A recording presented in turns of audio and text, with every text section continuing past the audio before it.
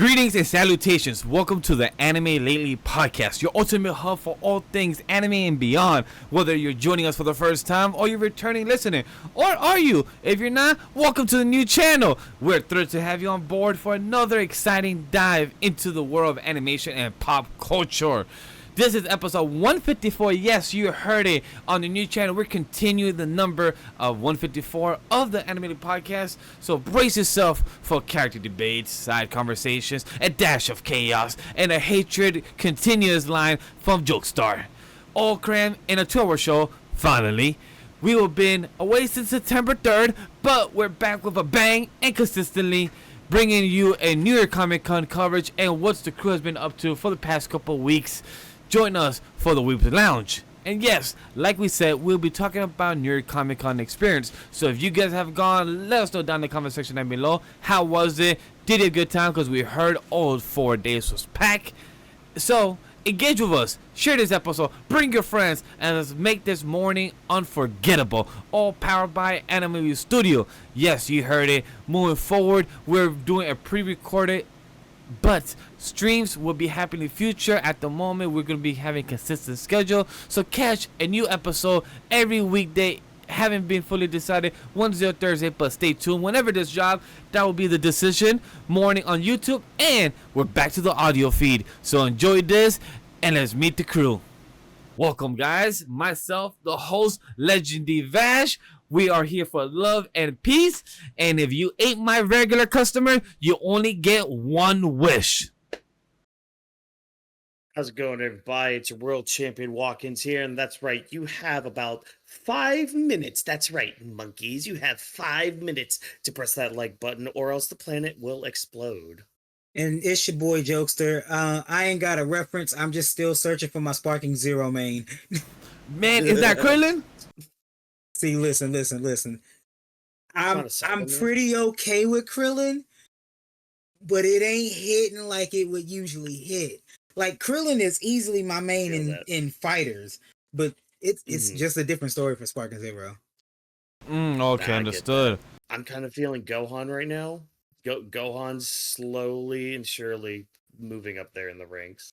Like you guys are hearing from the crew, the game Dragon Ball Sparking Zero has come out. So without further ado, let's transition into the Weebs Lounge, where we discuss our personal updates, the latest media we've consumed. So welcome to Live Media Lounge. It's time for our weekly check-in. For us, it's going to be like a month check-in, but hey, things have changed, things have updated, and you're going to be in the know. So let us know what you guys been up to down in the comment section down below while we tell you by pouring a virtual cup of coffee. If you're watching this podcast at nighttime, pour yourself a cup of drink of your choice to settle in. Let's connect on the personal side of our journey and the media that's been keeping us entertained. So how's everyone week been? For more important, how's Sparking Zero been? It's been a trip. Goku Black. No, I'm shocked that too. Neither of you guys said fuck the Great Ape or Vegeta the Ape, because that's what I heard everyone on the timeline saying about it. Because I'm gonna give it a notice. I don't have Sparking Zero. I don't plan on getting it yet because I don't got the time for it. So I'm like, hey, I'd rather focus on other things for the company and do other things I gotta do, so I don't got time for the game. But I will give the floor to the 2 players that have been playing it since pre-release or day one, since I believe you guys both got it on Monday before the game came out officially on Friday, right? Yeah. Yep. And so listen, that Great Ape, it took me a cool 5 tries, but it was kind of light work. I'm not gonna lie. After that 5th try, I'm like, oh, this is easy. Like, I literally went back just to beat it again. Like you kind of have to reset your mind a bit to the olden days of the Budokai and Budokai Tenkaichi games to be like, oh, right. That's right. This isn't like some balanced fighting game. No, this is the BS Dragon Ball sandbox assholery. Like, okay, great. Let's get this Great Ape. And yeah, once you get past Great Ape Vegeta, there's some other roadblocks, as you heard Jokester say earlier. Goku Black is part of that. There are some others too that kind of chew at you a little bit, but like man, it's just so much fun just being back into the Budokai like mindset and like just that gameplay style again of like customizing your characters, having like being able to unlock characters just by playing the game instead of paying like 10 or $20 just for a character pack. It felt Like, so organic from that. seeing that. Love that. It reminded me of Smash Bros. Because Smash Bros is the same where, of course, you get the DLC characters like there is, but if for you to unlock all the characters, you just have to naturally play, and they come out naturally where you just fight the person, or sorry, you fight the CPU, and just if you win, you get it. Even though some opponents are fucking tough as hell, but it's just nice to see how the much love they put for this game from what I've seen online and from you guys talking about it in our chat. So I just love to see that when it comes to the love and the care for the game itself. Man, fuck Goku Black. I have a question about that. I mean, that too.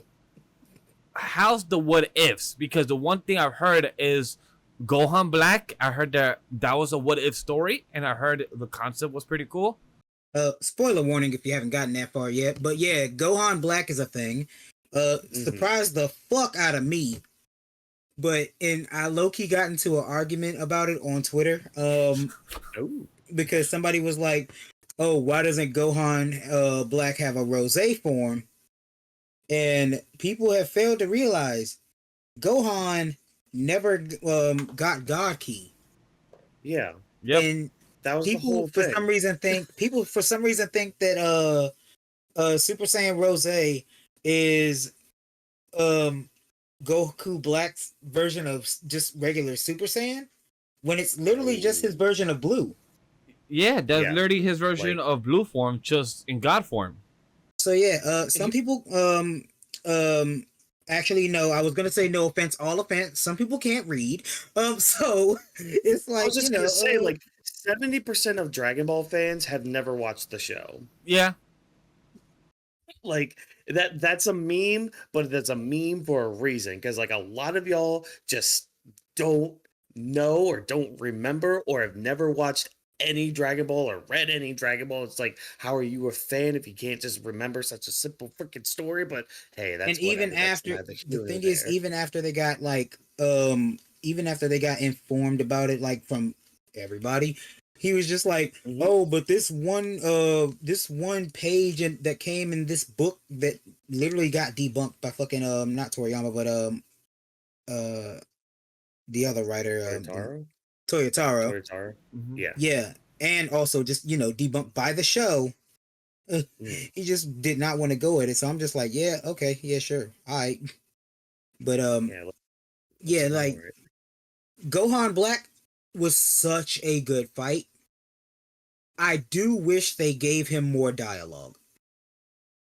Oh, that sucks. All right. I don't know too much about that. I know the other thing I was that I saw for the what ifs. This is early on, so I apologize for anybody that hasn't played the game enough, and spoiler ahead. My apologies.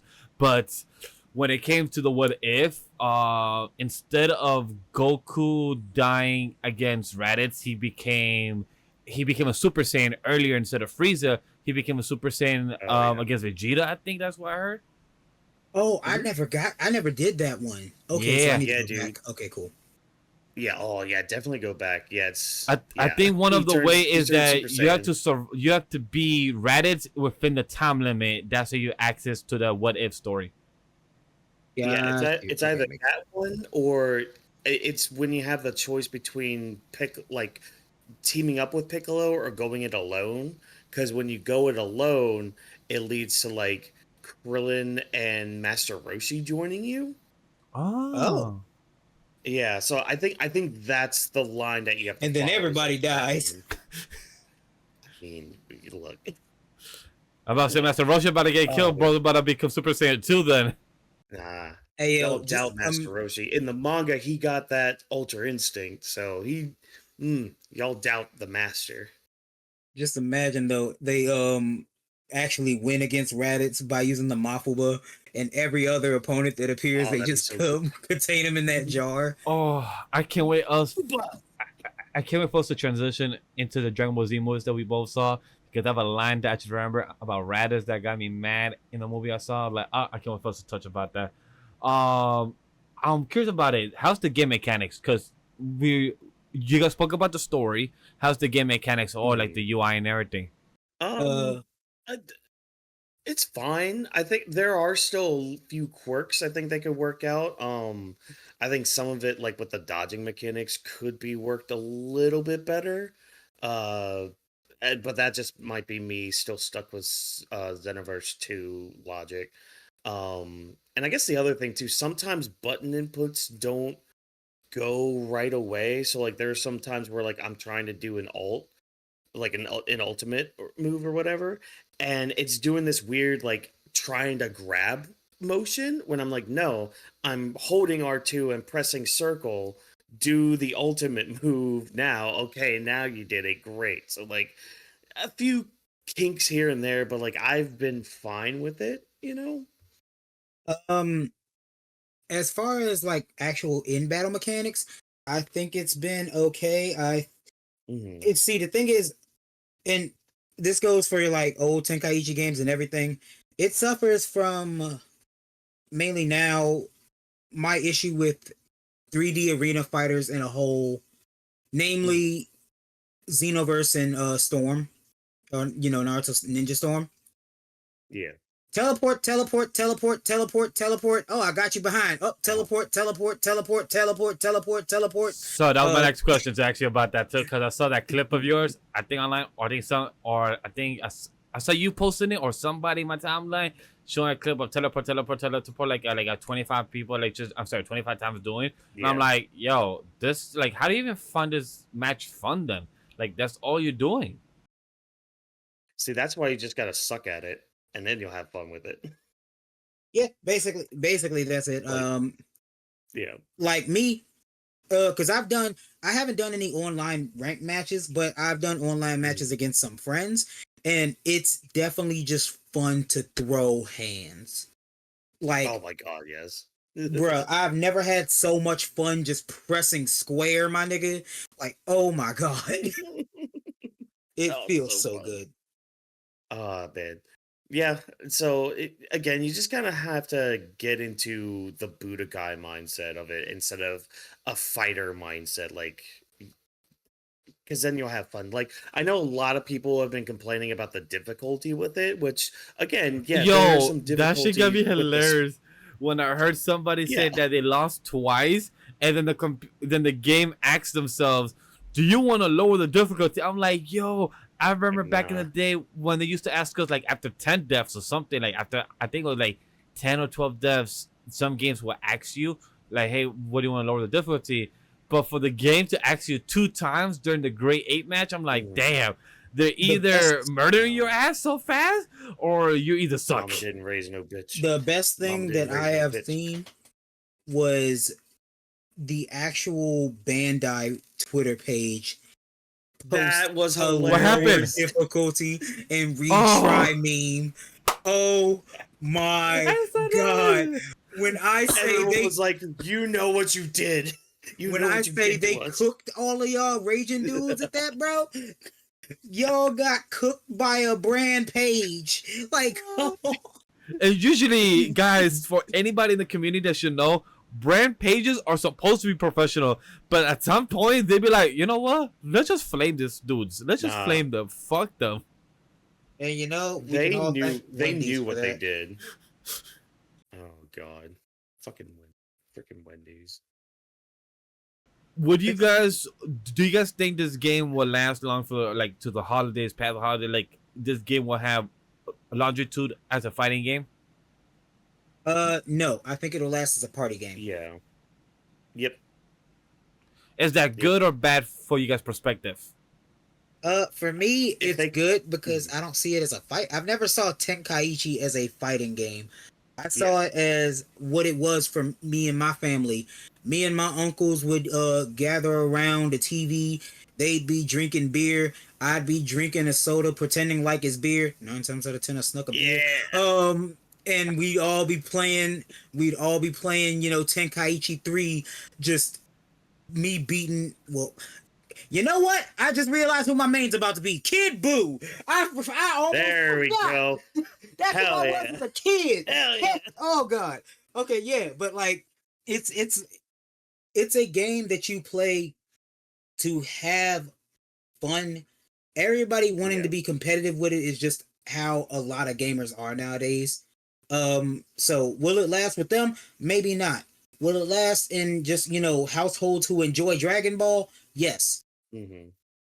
Yeah, and I think with like the whole what if battles and like the custom battles too that you can make and put online, I think that'll give it some longevity with that. Oh, this is about to be a content creator's dream, bro. C Reacts is about to eat for years off of this. C Reacts, Rhyme Style, all them, Dada Doya, they're about to eat for years off of this. Yeah. And as long as they keep the DLC rolling with it, because that's the thing, man, you could do like some crazy shit with the with DLC, like especially if they want to add like more what if scenarios. Yeah, if they want to add more from Super and all that, like because they really could. They just add like they could add heroes high key. Mm-hmm. Dude, if they added heroes stuff. Oh my god, that shit. Oh my god. Yo, please give me my man Super Saiyan 4 fusion of the other dude that we saw in the Heroes. That's just fucking insane. Like all the things we've seen in Heroes logically makes no sense at all. But sure, just give it to us. Just pull a Xenoverse 2 and never let this game die. Yeah. Like, as long as they add to it, that's basically what can happen for it, because it is like action wise one of the best looking Dragon Ball games. One of the best feeling to like move around, fly around in. One of those like the best Dragon Ball games for that. Like some of the moves are so aesthetically pleasing. Them giving Goku the sliding Kamehameha as just a regular finisher for Omen UI. Also, oh my god, it's so good. Also, yeah, I still call him fucking UI Omen because I hate Sign. I hate that name so much. That is perfectly fine. Hey, at least you enjoy the better version of Ultra Instinct. Of course. As much as I love Master UI because I've always wanted Goku to have white hair. Yeah, exactly. It's but yeah, the white hair is like I haven't always been growing on there as well, but it looks cool though. Like his looks calm as hell. But that's the other thing. We need Beast Gohan in this. We need Orange Piccolo in this. We need Cell Max in this. We need Pikkon. Perfect Pikkon. Give me Pikkon. That would be a dream to actually see Pikkon there. I would love just to see anybody play as Pikkon. Like that's just amazing. I still feel like we were robbed by not having Pikkon in Dragon Ball FighterZ. Hopefully Bandai and them hears the fans here. Jokestar from the Anime Podcast be like, yo, we need Pikkon, my guy. Pikkon. We need him. Look, that just, man, there's just so much potential to just keep going with it. And again, like Jokester said, it works more as a party game or like, if you're just going to be with friends or family and all that, like it works great for Dragon Ball fans, not for fighting game fans, for Dragon Ball fans. Yeah, if I was to rate the game, I'd give it a solid like 8.5. Yeah. How about you? Yeah, probably an 8. Yeah, probably an 8. Yeah. When I first played it and I had that like, week 1 luster, like I'm literally enjoying everything about the game. Yeah, it was a solid 9. Just because there was a few story beats that I wish they would have had, but they kind of skipped out on. But I kind of understand why, because how many fucking times have we been retold Dragon Ball, Exactly. Like, and I do like how they restructured a few things and did different dialogue with things and all that, but yeah, like you play enough of these Dragon Ball games, you know the story. Like, see that again, that's just the beauty of Dragon Ball. It's so simple that you could just rework it in many different ways that it still works out really, really well. Even with the Goku even Black with like happens. the separate. Oh well, yeah. Then we get there. Then we get Zeno. Then we get Tournament of Power. No, oh my gosh. I can't wait for you to get to the Frieza Tournament of Power stuff, like in his story. Because it's so much fun. There's 3 branches to go off of with his version of the Tournament of Power. Oh, no, sorry, 4. There are 4 branches off of his. Oh, double bet. It's really good. It's really good. It's really fun. But yeah, just so we don't stick on it too long, I have one more thing I would like to say about Sparking Zero. Talk to me. I wish we could play. I know it's a divisive subject. I wish we could play through the story of GT. Yes, See, please. again, DLC. Yes, GT DLC. We need Super Saiyan 4. We need to see the Dark Dragon Balls from that version. So I'm gonna add it. I don't give a fuck. GT. I don't give a fuck what anybody says. Respectfully, GT is one of the best stories. Not execution. It did not get executed correctly, but best stories of Dragon Ball. Even if it's non-canon, it deserves to be canon. Because I'm sorry to say, Dragon Ball Daima, Dragon Ball Super, all these are technically non-canon because it seems like it's in a pocket dimension of its own fucking shit. No, they're canon. Sorry, I feel like once they did multiverse theory with the time travel, everything became canon. Agreed. Yes. Thank you. Yeah. I agree. Everything's canon some way or another. Yeah. And that's the thing. We got Super Saiyan 4 stuff in there. So, like, man, just give me the other Shadow Dragons. Like, I don't care how good or bad they are. Just put them in there. You give me Ooh, but you don't let me play through his story? You know, all 15 minutes he was actually in fucking GT. Yeah, I was gonna say, like, how much did he do in GT? Like, He did enough. He was there. As you said, I felt not to stay too much on this topic. We discussed and spoke about, giving the hands. Myself and Jokester watched other Dragon Ball Z properties, and it was a movie. I saw Dragon Ball Super Broly, and he saw Dragon Ball Super Hero. I'm gonna say my reason of watching Dragon Ball Super Broly was me and wifey was watching the movie Twitches on Disney Plus because wifey wanted to watch a Halloween themed product, so we watched Twitches. Q movie still after 2004 for anybody that needs W to. movie choice, wifey. Yep, a W movie was told. For anybody that needs to feel old, that movie came out in 2004. I'm going to kick that came out when my sister was born. Yep, exactly. 20 years ago. All of you. 20 years ago, that movie came out, and just knowing that. Why do you have to keep saying 20 years ago? Oh, by the way, talking about old, a big shout out to wifey. Her birthday was a past couple days ago, so big shout out to her. I'm not gonna say her age. Oh wait, when was your wifey's birthday? October 17th, this past Thursday. Oh, the day before my sister's birthday. Yeah, October 17th. She's a Libra, gang. Right, baby? You are, right? Yeah, I just want to make sure because I've been dating for 6 years, but I still don't know it by heart. I just always got a second guess.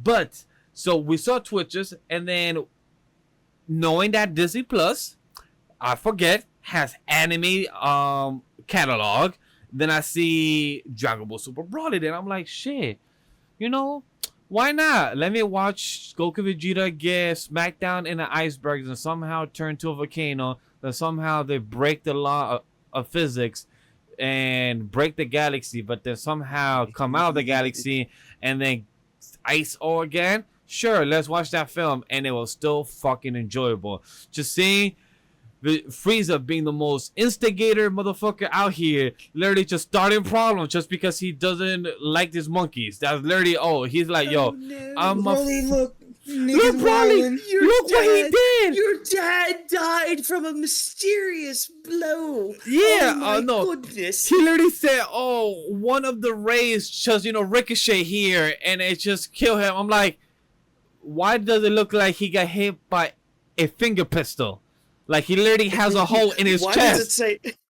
Why does it say Frieza was here on his chest? Like literally, it looks like a finger pistol. Like, Frieza, that's your skill. You're gonna tell me that the rays that they've been shooting came from Broly or Goku Vegeta?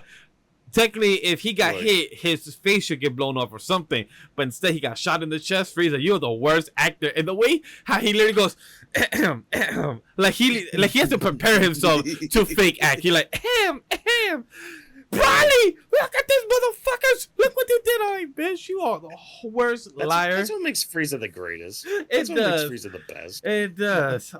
Just kill. Yo, so remember when earlier I said, something about Raditz? How did motherfucker literally be saying, in the beginning of the film, we have a good 40 minutes of a prologue of Planet Vegeta getting destroyed. We have Goku Vegeta having like a whole brunch with the family and everything else. During the flashback of Planet Vegeta getting destroyed, we have Raditz Prince Vegeta in a whole different planet. I love how Vegeta says, Vegeta does say, I have a little brother, but I don't give a fuck where he is. And then I'm like, oh shit, I even forget about his brother still until this day. Where the fuck are we ever gonna go back to that? Not once. We have still, like, we mentioned him a couple times throughout the past 20 years, and not once we actually gone back. So that's one. Two, Raditz is like, yo, we saw him in the special. In the special. That's it. And why do you think Kaba exists now? Because fuck Vegeta's actual brother, we have Kaba, who can beat up Super Saiyan 4 Gogeta. Exactly. So it's just, what the fuck? Shart, I guess. In base form. So that happened, and then Raditz, baby Raditz actually made me be like, yo, it would have been nice to see both Kakarot and Raditz actually get along, actually have brother relationship. But no, he had to be a dumb fuck and just come to planet Earth and just get shot in the chest. So that happened. And then my favorite line until the end of the film is literally the two aliens, I forgot their names.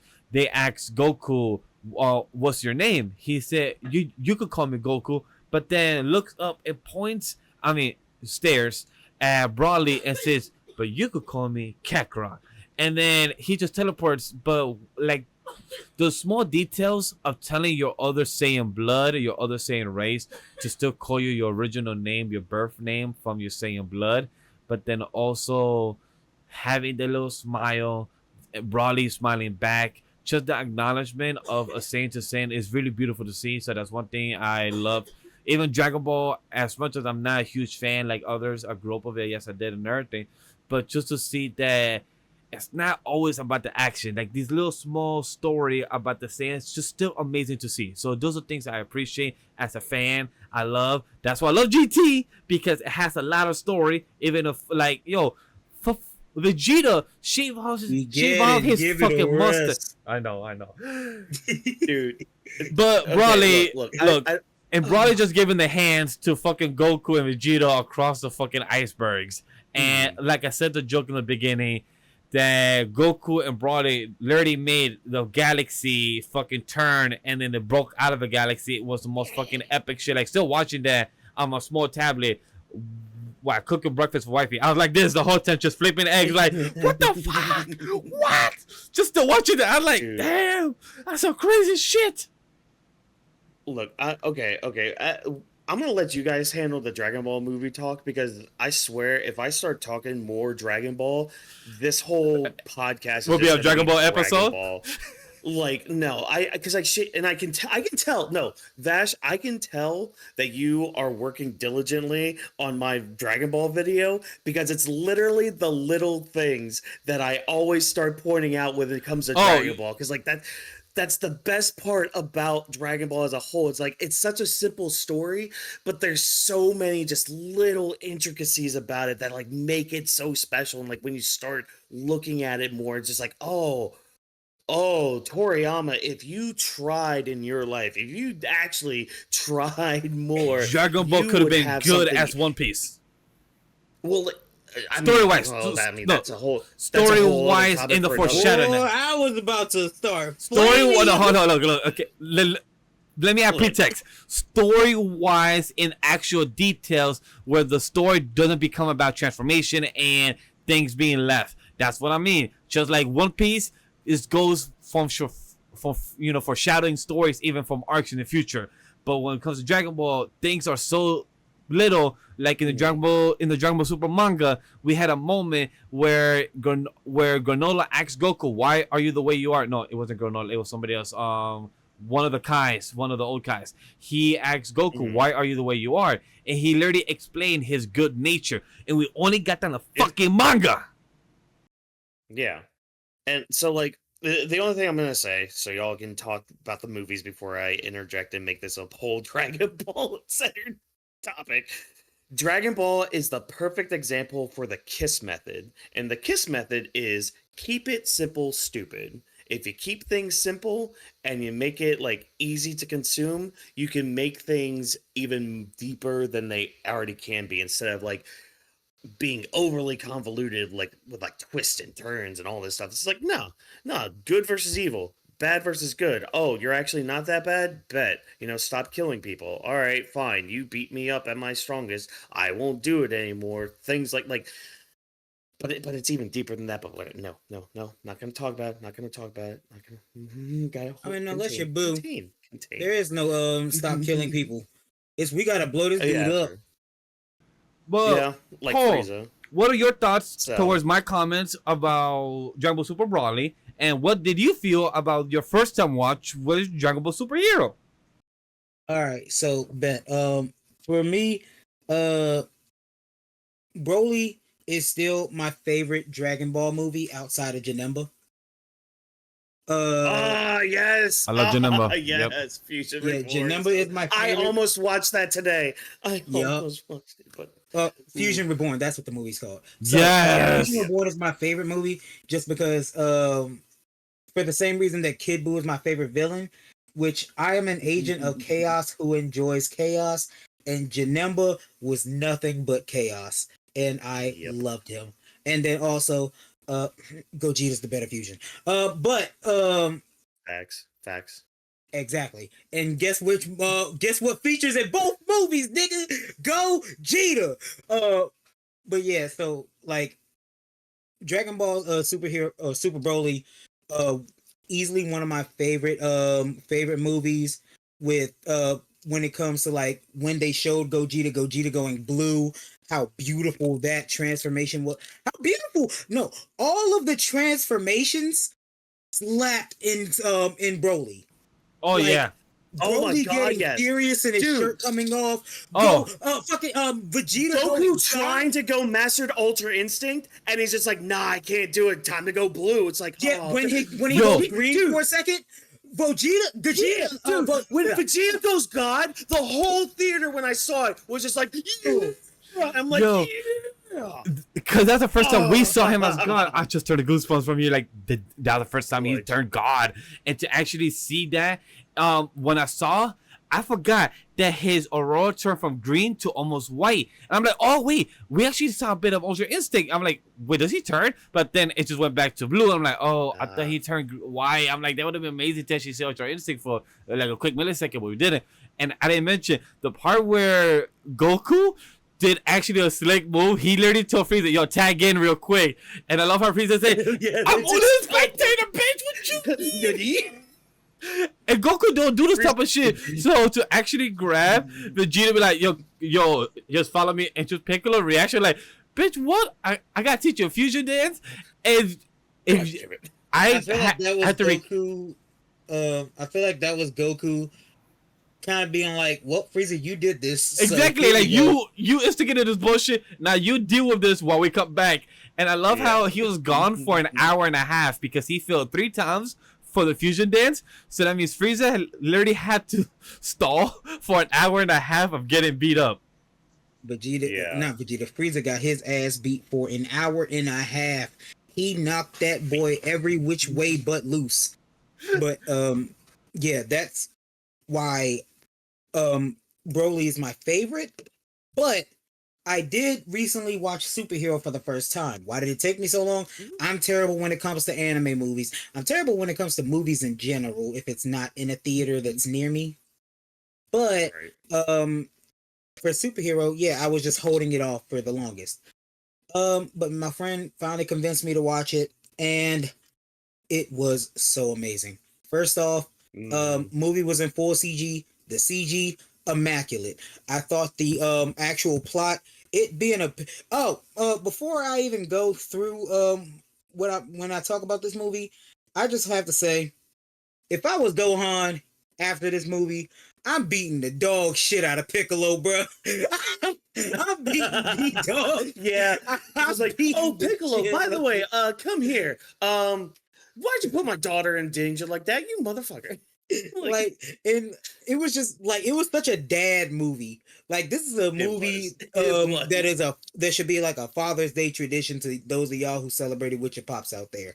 That's a fact. That it felt like a dad film. I want to ask you, what did you feel about the Red Ribbon Army storyline? Be connected to all this. I actually the thing is, I like the androids. And Gamma 1 and 2.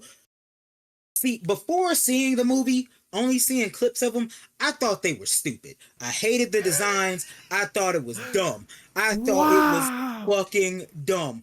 And then watching the movie, Gamma 2 was my favorite character throughout the movie, bro. Like, he's such a boy. He's the boy. He is the boy. Oh God, I love Gamma 2. He's amazing. I love how he asks questions. He has questions live. He's like, should we, is it sure we should? Also, I him love just how much being of a showman he Piccolo's is. rival. No, bruh. Cause so I watched the movie in sub, right? And when he smacked the shit out of Piccolo, and Piccolo said, "Where did those letters come from?" Yes. Oh, I'm just like, Toriyama, never change. Never change with your humor. It's so stupid, and I love it. If I'm correct, with Piccolo, he had to infiltrate the base, right? Yeah. So a part of it was a Piccolo story, and I loved it. A part of it basically became a spy movie. It felt like that. It felt like he was trying to infiltrate the whole army. He had to get in there, be a covert. It was so interesting to see that type of stuff of Piccolo, and also where did you learn this? You must have watched movies to know how to be a secret agent. It felt like I was watching set up an Ambu Black Ops. Between that, having to watch Piccolo learn how to use a phone, it's just he's such a granddad. It's so cute. Vidal, what do you want? Exactly. I and thought his the phone fight case. It's the fact that they keep giving him stuffed animals because they know he doesn't do anything but drink water.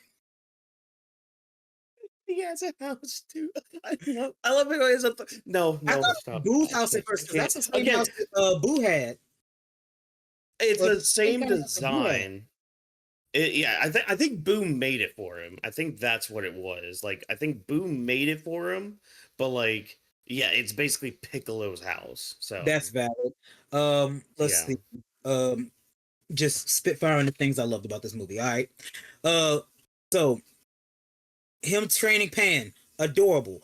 The actual fights themselves, the moves they were using, the fight choreography was great. These niggas were hitting wrestling moves mid-fight, bro. Dude, the German suplex. Man. The suplex, the DDT. It was so good. The kaiju fight between gigantic Orange Piccolo and Cell Max. Oh my God, immaculate. So I'll say this: Orange Piccolo threw me up because that one, I don't know, the Orange Piccolo, I didn't expect the ultimate Silver Gohan. I really fuck with because for some reason it reminded me of his version of Super Saiyan 3. As much as I love, so like I told you with Goku Master Ultra Instinct, I love silver hair. At one point, I wanted silver hair. I hate the way Beast looks. It is. I think it's the hair for me. It's way too straight. Hair for it. It's I can take Super Saiyan 3 where it's long and flowing down the back, but this one stiff. It looked like he put a fork in his socket. Yeah, I didn't fuck with the structure of the hair. It felt like bro put some. I don't know if anybody's seen this in Target or the grocery store. of the gorilla glue. Of the gorilla glue, like the moose. Oh, the gorilla glue. Yeah, Yeah. That's why I feel like Gohan just did that to his silver hair and just had it. All right, you staying here, like just staying that one hair spot. Also, I was gonna Gohan's say base hair. Mhm. I love his base hair now. Like the way that it looks in Super Saiyan, I love that. Yeah. What I was gonna say is that if you guys have ever seen Kids Next Door, this might help too. This might help too with it. There's an episode where like each of the kids are like trying to tell a story of like how they beat the Delightful Children from down the lane, and number 4 is basically like him as Goku fighting like them as Frieza, and like he powers up and the only thing that gets bigger is his hair and it's just sticking up. That's basically what Beast Gohan is. Yes. It's like you had it, but I don't know Thanks, about I'm it. about to make a tweet. Orange Piccolo though, that's a cool form, and I like how it like ties in with the dragon too, because like him talking to the dragon being like, oh yeah, there's another form. It's like, oh cool, neat, we're tying all that in too, because he used to be Kami and all that. But again, I do like how they kept alluding to the fact that, or not alluding, but like basically bringing back the fact that Piccolo was a god. And I I don't ever remember them mentioning it as much as they did within this movie, which I feel like they knew that they were going to do Daima, because it almost felt like they were returning or referencing past shit a lot more. Oh yeah, and I think it helped too with it being more like, well, I guess less Goku Vegeta centered and more so everybody else. So that way we could kind of remind the audience and like kind of somewhat dive more into it, and mainly with Piccolo with his stuff in the movie. Like just again reminding us that hey, he used to be the ruler of Earth. He used to, be the one that would look over things. So like, yeah, he probably did catch some spy movies while he was watching some people over on the lookout. He probably did know that, the Red Ribbon Army was doing this and this, and was just like, whatever. They're not being a problem. This Cell guy over here is a problem, but I need to focus on him and all that. So like, yeah, I also appreciate too how they were doing that, like bringing up some of that stuff and just reminding us, because yeah, they probably did have some form of Daima in their mind, like at least like a draft of it.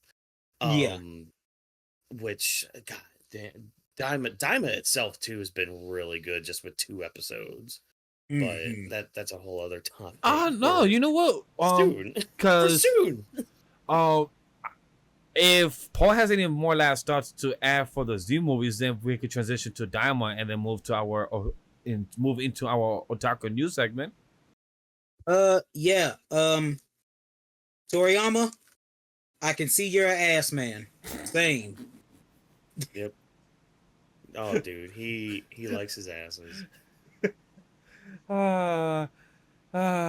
He also likes his boobs too, but Vegeta must be a lucky man just to be getting free Vegeta is a money. Lucky man. Free money by Shenron. Be like, yo, can you get my wife some extra butt lifts for free as a Dragon Ball, my G? Yo, Shenron. I hope he does go to Shenron too. Yo, Shenron is the plug. You ain't my regular customers. Imagine Vegeta can't get it up. He summons Shenron. Oh no. Hey, can you be a honey pack real quick? That ties in so well. Okay, ladies and gentlemen, boys and girls, and ignorant children of the aisles out there. Before we started recording, I told these guys, I was like, all right, my headcanon now is that Shenron is basically Bulma's gay best friend now. So Jokester saying that just makes it even more better, because now he's Vegeta's gay best friend. And so now just picturing them just talking about shit, just be like, oh yeah, dude, you want to talk to her. Talk to her. what do you know, you gay? It's just like, the headcanon. See, I love Dragon Ball. I love Dragon Ball. If you guys didn't know how much I love Dragon Ball, first of all, freaking wristband right now that I found in my stuff. Right now, the thing that's holding my laptop is an orange box set of Dragon Ball Z and a blue box set of Dragon Ball. Literally, Dragon Ball Sparking Zero is on my PlayStation right on the screen right in front of me. Dragon Ball is great. Yo, and look, and what's funny is that the other day. This works for our Weebs Lounge to be like a full Dragon Ball conversation because Paul has a Dragon Ball on his background. I have Dragon Ball Daima on my background, and we have Dragon Ball behind Walking. So Weebs Lounge being like a full Dragon Ball type of episode is totally fine. And then our Otaku News being like a full coverage of news and everything. So this is fine.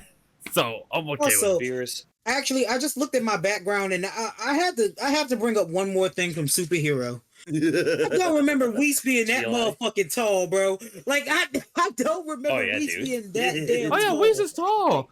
And I thought he was as tall, if not just a tad bit taller than Goku. No, this lanky motherfucker is just like he bent over and I'm just like, damn, when has his legs been that long? It damn near jump scared me.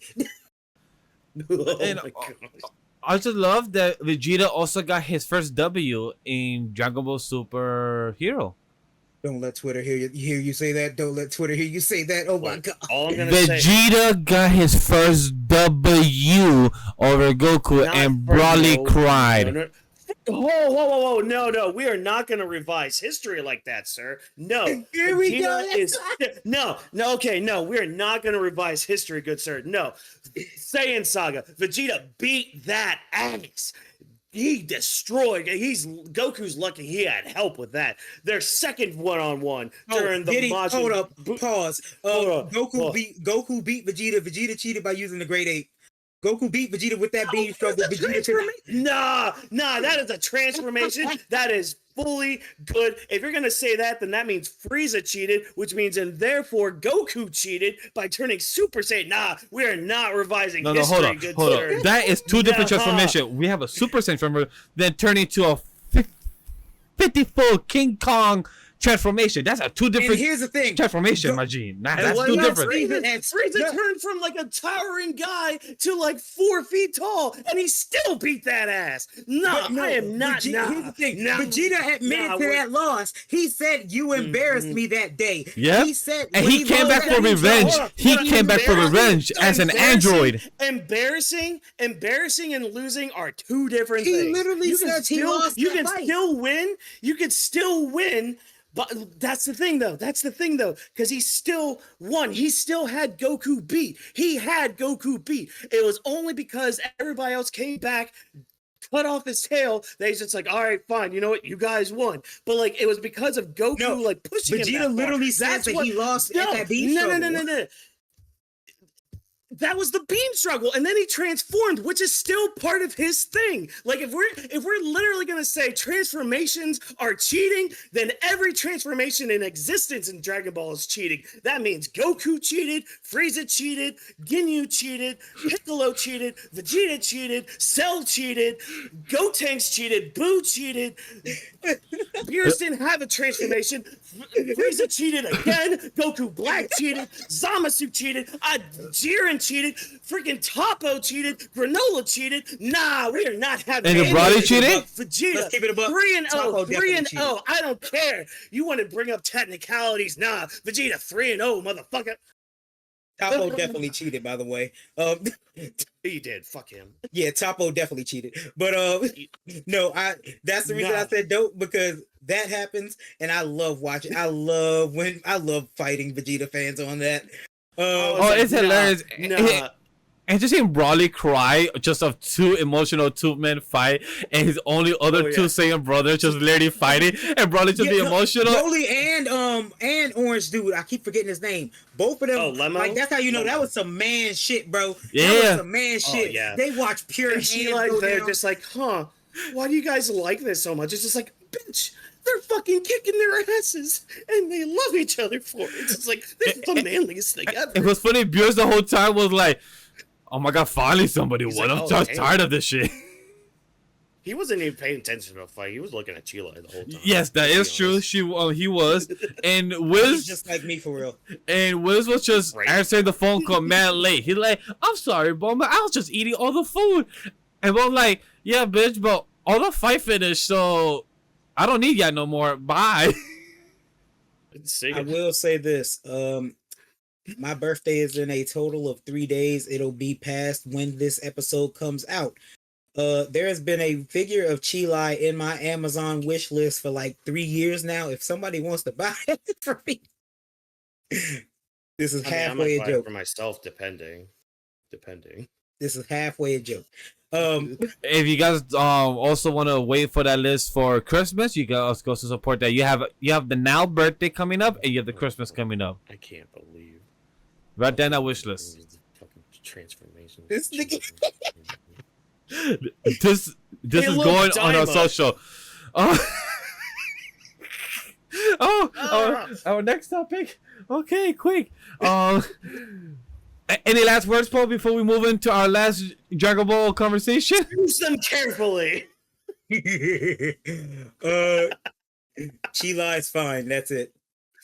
Okay, good. You chose wisely. If you like Chile, well, we hope you like. Look at this armor. All right, she's just like, look at this. I just want to. Damn it. Anyway, Dragon Ball Daima got released on October 11th. By this recording, 2 episodes has come out. I watched them this weekend. Dragon Ball Daima, we had a 10-minute recap in the first episode, and then we continue seeing in a Demon King realm of the person who took the seat because the previous king got killed because of Majin Buu master. I forgot his name. Our boy Babidi. Deborah was the previous Demon King, but then Babidi wanted to be a dumbass and say he thinks he controls Majin, but then gets killed, gets eaten, and the whole shebang happens. And then we have a new Demon King taking the realms, and for some reason he said, "Hey, instead of these motherfuckers coming after us to the Demon King world, let's go to them and instigate a problem. So now they have a reason to come to us and start some shit." So instead of them coming to they would have never come to you guys, not once in a million years. But instead, they decided to go to Earth and say, "Hey, let me turn these adults and anybody that was involved with them at the Majin Buu arc, turn to first graders." Even Shinra asks, "Hey, you have an age preference, sir? You have an age type of you want to go to?" And my dude was mad, like, this is one picky ass motherfucking dragon. Like, no, you are asking for your wishes. You don't want to be too vague. So Shinra was helping you out, and this is one of my favorite lines. I'm gonna say this now. I love how Shinra said, I'm outie," and the demon was like, "Wait, you don't got my 2 more wishes?" Like, nah. Those are for my regular customers. You, my dog, I don't know you. You only get 1 wish. And he said, I'm out. And just dip. That's one of my favorite lines. One of my favorite scenes. It was pure chaotic in the best way possible. But before I continue on and talking about the good, the bad, and the ugly for Dragon Ball Daima, how about you guys? What did you enjoy the most out of this? What was your favorite? Because I gave the quick synopsis of what happened in the first episode for anybody that haven't seen it yet. Non-spoilery wise, what did you guys feel about the show itself? Ahem. Like it. Power pole. Yes! Oh, I'm so happy Goku didn't lose a step with that thing. And the fact that he aimed at Piccolo, too, at the end of it. Like, I swear Piccolo had to have PTSD. Like, he had to. He's like, wow, I think I felt my father there. I'm annoyed that he didn't nudge or say, excuse me, or something. For him to be like, oh, that reminds me of something, like some type of line. And I love how, for him to wonder about the pole, he literally kept trying to kick. He like, oh, it doesn't extend as I used to as an adult. How can I do that? And then that's when he thought about it. But then, for some fucking damn reason, instead of the cat telling him to grab his fucking flying Nimbus, he just said, nah, I'm fucking good. I'm gonna just fly all the way to Master Roshi. I'm like, bro, I'm gonna smack you, Goku. How the fuck are you gonna get Nimbus then? I just wanted the visual. I feel like they still have instant transmission, right? No, he can't, because once you enter Demon World, you cannot go back to Earth, because it sounds like the Demon World is in a different type of pocket dimension from what is my understanding. Oh, they went to the Demon World already? Yes, by the end of episode, you haven't finished episode 2. I didn't. I had to leave before I could see the last, like, I think 15 minutes, or not 15, 10 minutes. They set up for all that. Well, only Goku has gone because a unexpected arrival came, so he went with the new person, and then somebody else tag along. So until Bulma's done with their ship, the new crew is going to be joining. Can I just tell y'all, I'm so excited for this. It's going to be so many hands being thrown, where I'm so excited for this. Like, the new characters, I'm excited to see the new characters, the new designs, and knowing that, I love the explanation to know that anybody that comes from that world that has ears is from the demon world, like elves. I mean, not elves. Mm-hmm. Like they're their version of Majins, or instead of calling them demons, they call them Majins. So that's pretty cool. Well, Majins was like a section of them, because like there was like the Majins. We find out that the Namekians were actually from this demon world. Yes. So like the whole thing about them being slug people, it's just like, oh no, they were actually demons. So it's like, oh, thank you. He's still Demon King Piccolo. Thank you so much for that time. Were they demons before the planet Namek, or yes? Yes.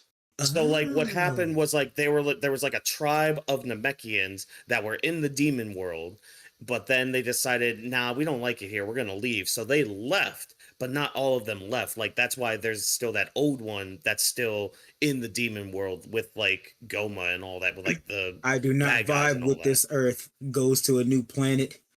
Frieza comes. God damn it! Yeah, like, and it makes sense now. Planet, Cooler comes. Damn it! And it makes sense, honestly, because now their designs of the weird ships, of the white pointy ears and everything, it makes sense now of why they look so weird, or like very demonic or very alien type of feel. Now it makes sense, like why or where they came from. Now it makes sense. Piccolo, like Wacken said about Demon King Piccolo, because I'm like, oh shit, I know Wacken was upset that we didn't get chubby version of Piccolo, or even Krillin being chubby. Man, slimmed down. The baby Krillin is skinny as hell. Man, baby Dende was adorable. Oh yeah, baby Dende was adorable. So baby Dende was cute. And also makes sense for Popo to have horns. Young Roshi. Yeah. Yo, young Roshi. I love bro. He was trying to be like the illest Chad. And bro was trying to be like, all right, I'm gonna go and back chicks. That's what I'm gonna go do. I need an OVA. Yeah, I need like an OVA of young beach Master episode. Roshi. I'm like, no, you don't want that. No, you do not want to have Roshi on a beach. No, you want Dragon Ball to get canceled.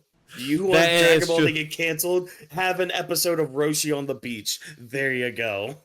But yeah, no, I hope we get some elite fighting scenes with Baby Roshi, bro. Mm-hmm. Oh my god.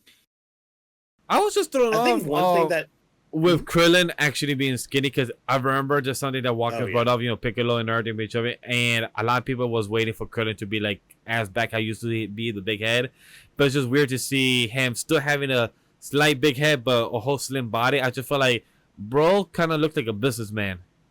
Yeah, I think that's just something we're gonna have to get used to with the new art style. Because like it's a new art style that everybody's being drawn in. Of course, they could have used the same body type of designs for as the old, but I'm pretty sure it was just like a new studio is working on it and everything. They have their own ways to animate, and this probably just makes it easier for them, which I can't I can't be mad at. But it's something you just have to get used to. Yeah. But my question to you guys, do hope they at least allude to like the old goofy ass faces that Krillin used to make whenever he won, bruh. I hope so too. That dumbass smile with the peace sign, bruh. Oh, a little stupid. My question to you guys: how do you feel about our baby Trunks and baby Gotenks having some type of telekinesis going on there? Apparently, that's been a thing. Baby Gotenks. That's all I want. Apparently, that's just been a thing that they can do, and of that the was baby something that they Saiyans. could do as kids, apparently. I Oh. never understood it. But you know what? That makes sense why Broly didn't like Kakarot, because this dude was always crying back in the day. Makes sense. Yeah. But like when I was watching it with my friends, and I was just like, wait, why the fuck are they? How are they speaking to each other and they can understand? And they was like, oh yeah, apparently like they were saying that's been a thing. I just didn't have time to fact check it, so I don't know if that's true. But it might just be, and I'm just like, oh, okay, yeah, sure, why not? I'll have to look it up later. It could. I'm just glad. Low key. I'm sorry, but low key, it could explain why Goku could read Krillin's mind. True. Yeah. I mean, yeah, that's just like something that because back in OG Dragon Ball, Master Roshi could read minds because he read Nam's mind back during the 21st martial arts tournament. Oh yeah, dude. That's how he found out that Nam was fighting for money to get water for his village and all that. So I did not know Roshi could do that. Roshi's thing though is this, like, he didn't touch anybody's head or anything. He just kind of read his mind. It was like, oh, cool. So no explanation. See, again, go back and watch OG Dragon Ball. Do it. I haven't rewatched it since 2016. Oh no, there you go. I haven't rewatched it since 2018. I'm sorry, but I'm just glad with Daima. It seems like our main characters for it, at least from the Z team, is gonna be from Goku, Vegeta, and Piccolo. So it's gonna be like their show. And plus Bulma being involved too. Here for it. Yeah, well, yeah, Bulma's there obviously, but it's like they're like from the Z Warriors side and all that. They're like our main fighters. They're like our main team and all that. I mean, yeah, we got the new guy coming in and all that, but it's gonna be the Goku, Vegeta, Piccolo show. That's an interesting dynamic. We haven't gotten that of them three, of Goku, Vegeta, and Piccolo, and the new character that we saw at the end. So that's an interesting dynamic we're gonna see, because we have gotten Goku, Vegeta so many times. We have gotten Goku and Piccolo. But we've gotten very little of all three of them together as a dynamic. So I'm very curious to see how that goes as them three. And also as kids, too. Android movie, question mark? I think that's really... Android movie and Tournament of Power are the only times we've seen them like on the same team. But or like Goku, not Goku and Vegeta. But for those were as a group, though. Vegeta. But as a group, but now it's just them three, so they have to rely on each other for the chemistry. So I'm really curious to see how the dynamic's going to be. And now that we have Vegeta as current timeline, even though that also pissed me off, because when they did the flashback, they went all the way from Raditz to all the way to Majin Buu. So we don't have Oob, we don't have no God Power, no Blue Power, we have no Ultra Instinct, no Eagle, and we have no GT. That's the thing, like. So we have none of those things in this current timeline. Yeah. Well, that's the thing. This in the timeline, this takes place like right after Boo. Yeah. So like we're not gonna have any of that stuff. Which, and no Beerus and everything. Good. No blue. Unless they do what I think they're going to do, which I would find hilarious. Okay, so what's the theory? By the time they get to, essentially they get Dende back. They get to the Dragon Balls or are able to, essentially I feel like they're going to MacGuffin themselves back to being adults and then Battle of Gods happens.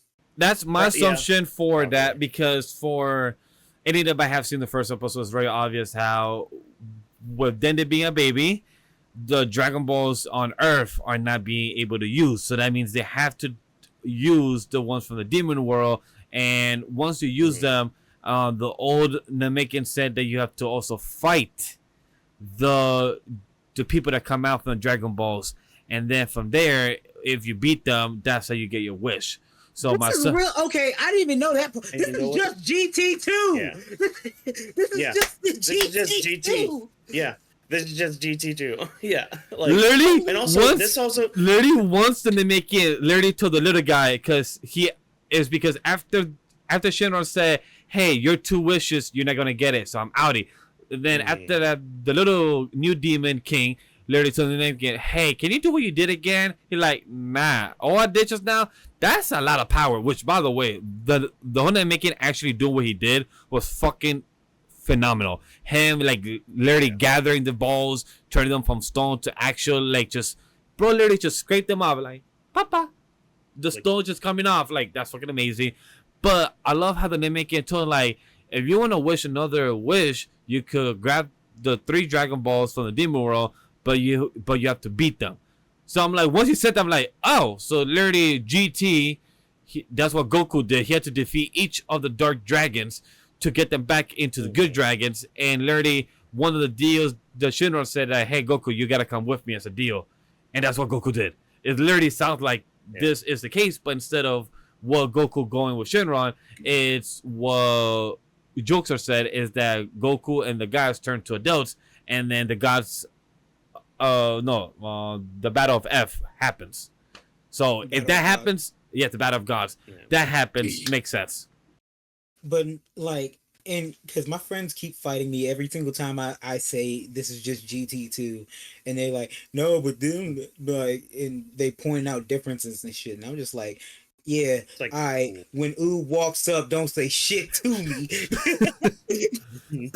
Oh my god, if Oobs come out, this might just end with the birth of Oob. So I mean, low key. Wait a minute, if this is the reason how Oobs comes, so they're technically filling the gaps of how Oob went to a village and stood there and everything. Oh my god, if that actually happens, Dragon Ball is literally doing what Star Wars is failing to do. Sorry, no shade to Star Wars, but I'm technically failing to what you're trying to fill in the gap. All shade to Star Wars. All the shade to Star Wars. But Dragon Ball is actually succeeding in what they are telling, or like just actually thinking about it. Like if they're actually trying to fill in the gaps of things that could have happened or did happen, that actually is fucking amazing.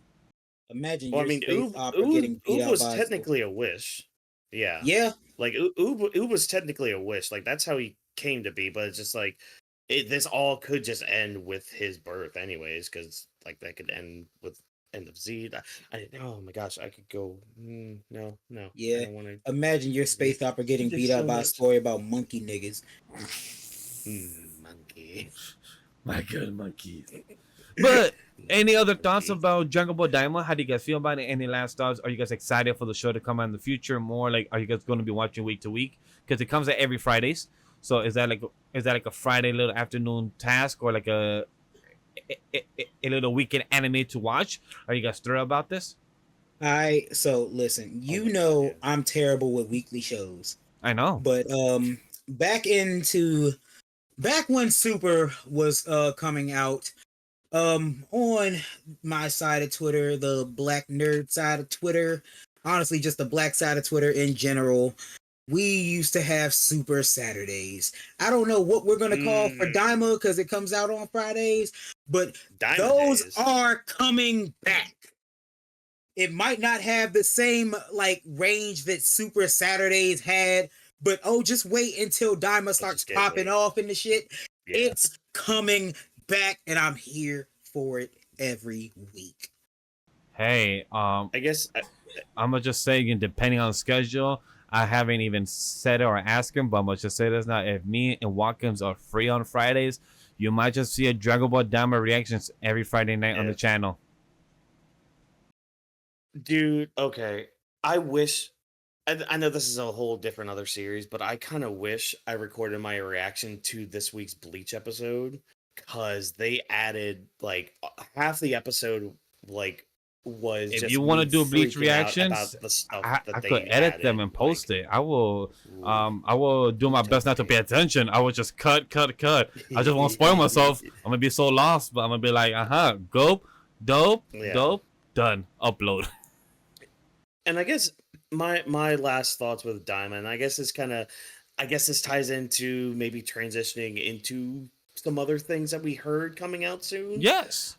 They're doing a lot of promotion for Daima, mainly with their games. The fact that we got a trailer this past week for each of their games from like Kakarot, Sparking Zero, Xenoverse 2, and I think Heroes, all of it is getting Daima content.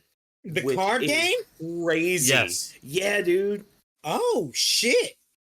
Like all 4 of those games got a trailer. I think on Thursday or Friday, they all got a trailer for Daima content dropping.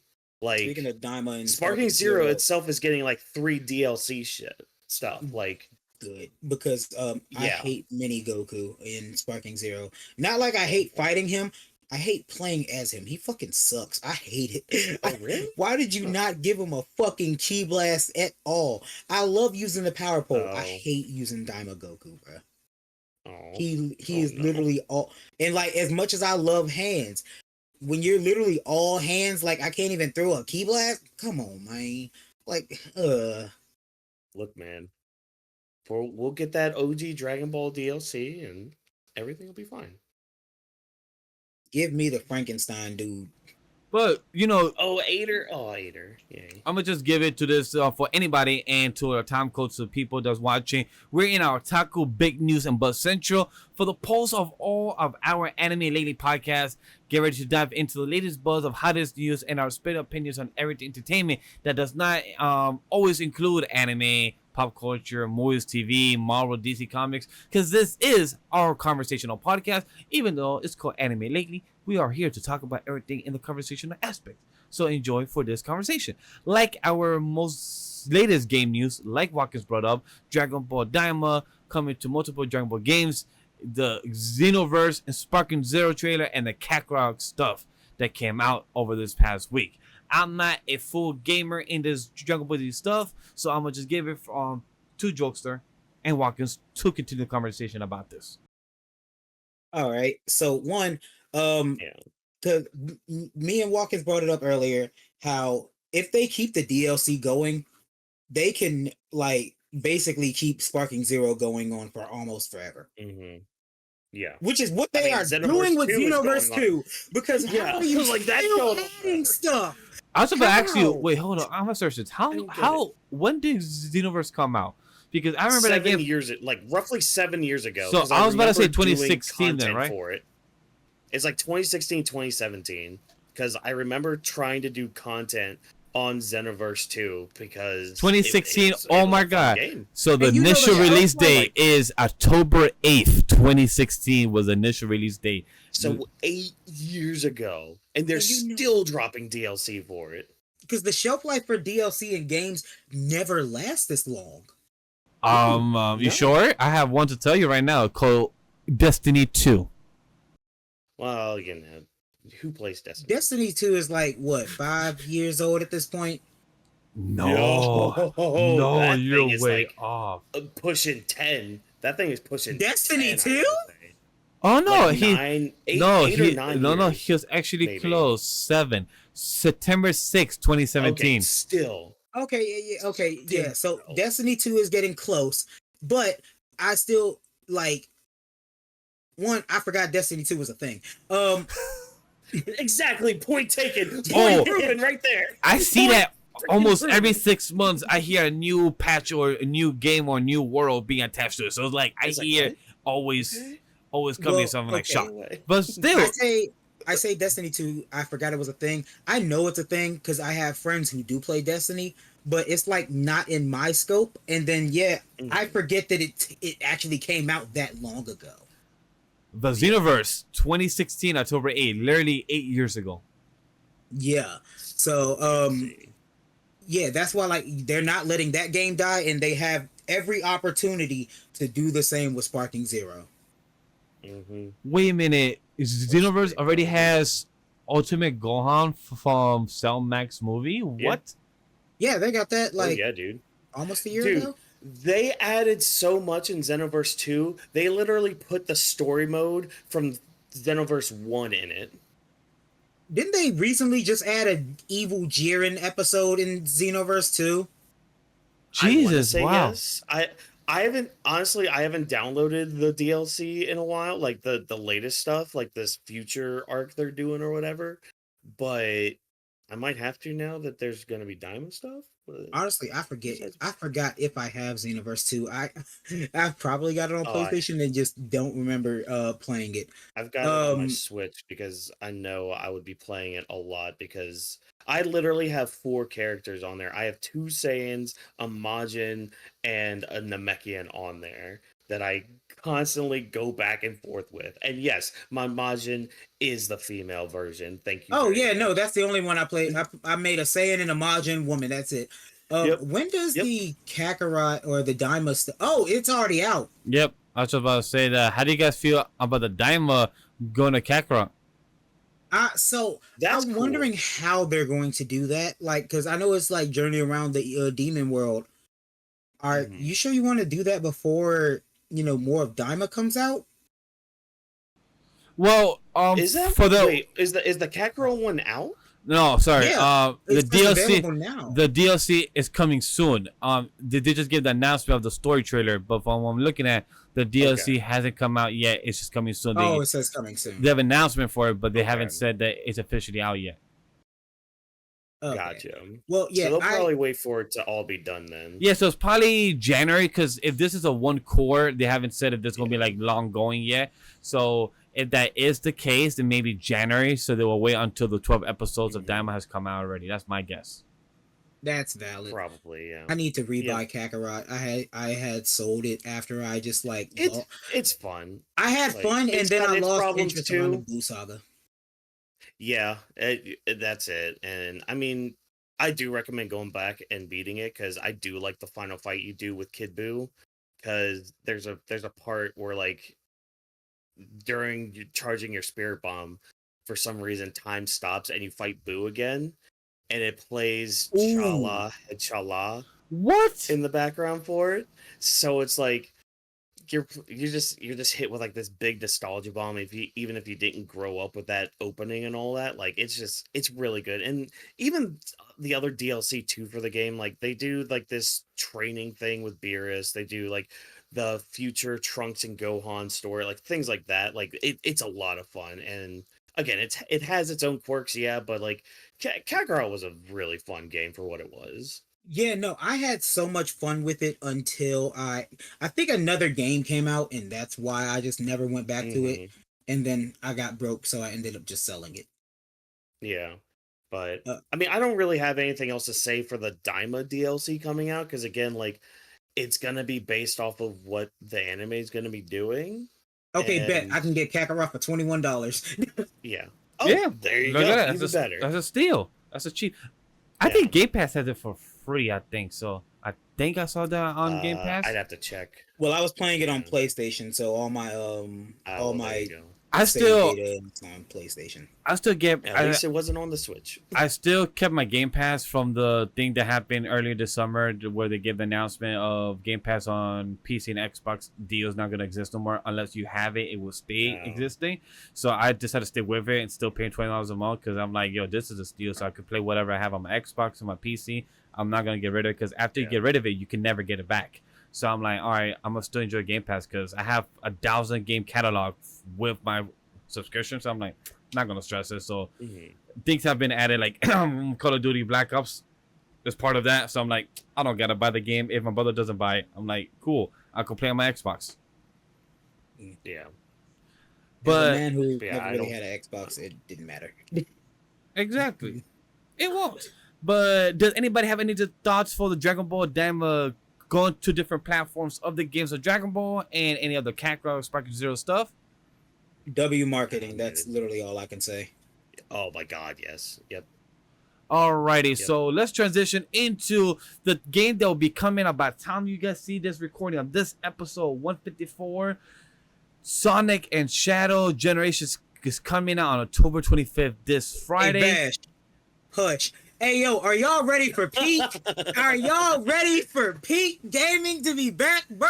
We have not seen Shadow in a lead position since his game back in, I think, 2005.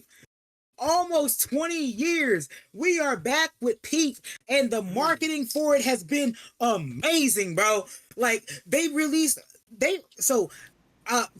okay, I've been reacting on my Twitch page, I've been reacting to. I'm gonna let you handle this one, right? He's just out of breath right now. He's like, "Yeah, Paul, you're good." No, because because I am gonna get the game, but I'm not gonna get it at launch. So you know what? I'm gonna let you take care of this one. I went crazy for Dragon Ball. Go crazy for Sonic. All right, bet. So yeah, on my Twitch, I've been reacting to the promos because they basically released a mini anime for the last few Pokemon games, being Pokemon Generations. Which I believe they did for the 30 25th anniversary. Yeah, I think. And then also we haven't done it yet, but Wistful Wings or Blissful Wings, whatever the heck the second one is called, that they did before Sword and Shield came out. And how they released essentially a mini anime that was beautifully animated and had its own story going on. They did that for Shadow, and it's, bro, I haven't seen it yet. How good is it? Dude, you need to watch it. The fight, you get to see Rouge fight. You get to see Rouge the Bat fight. So what you're telling me is that could be a animation spotlight for next week, since the game comes out this Friday. We could maybe discuss the Shadow stuff next week. Bet. Possibly. Because I say they have been doing great marketing for it. It is going to be peak. We getting good level design with Sonic. We're getting Shadow levels. We're getting classic Sonic back if you want that. I do. I actually love classic Sonic. But Shadow has powers, bro. Like Shadow, he got wings. Like it's. Wait, what? Yeah. So man. Have you played Shadow the Hedgehog back in 2005? Yeah, as a kid, yeah. But if you're asking me if I remember every single thing, no. But I do remember partial stuff. Okay, bet. So in this in Shadow the Hedgehog, there was this dude named, I think, Darkon or something like that. It black something. Basically some evil starfish alien dude who was basically trying to convince Shadow that he is evil and he is meant to destroy the world. More than him just already being confused trying to destroy the world. Yes, I remember this game. I used to have it when my dude had a gun. Yep. So he's back. Yep. And now he gave. Wait, boy got a Glock again in this game? No, not the guns. But the evil dude is back, and basically, he goes up to Shadow saying, "Hey, Shadow, Prototype," and basically gave him the powers from Prototype 2. It's sick.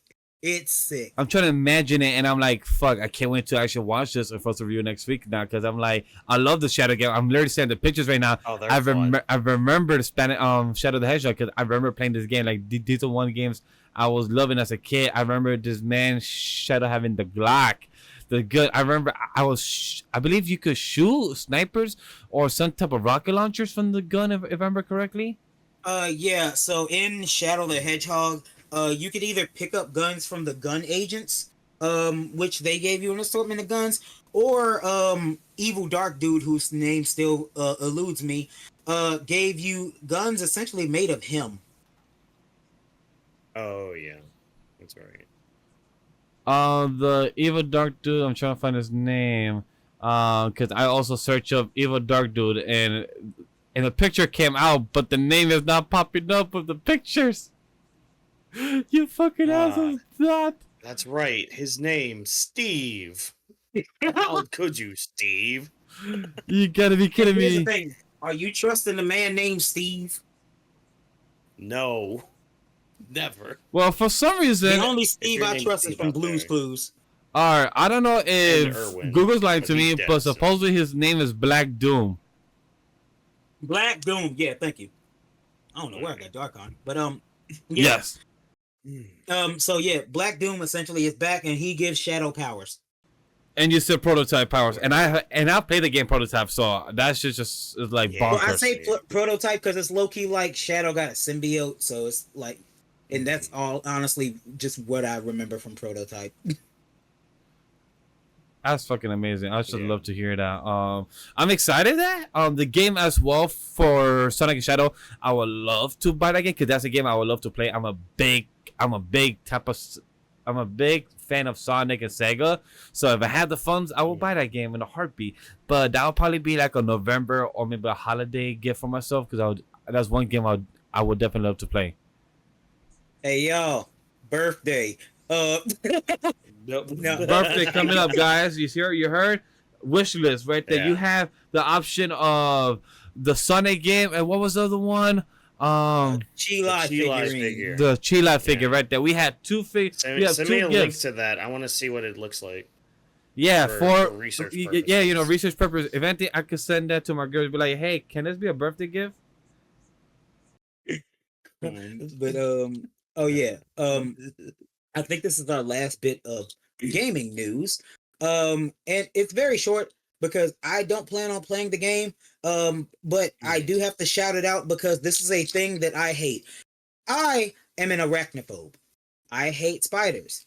I hate spiders in media. The only spider that I will ever tolerate is Jeff the spider from Billy and Mandy and the spider lady from Monster Musume. Dad? And the I spider, want you to be dead. and also the spider from Digimon of season 2. I don't mind that one. I'll give you that one. I don't remember. But yeah. I hate spiders in video games. Grounded, fuck you. That arachnophobia filter doesn't fucking work.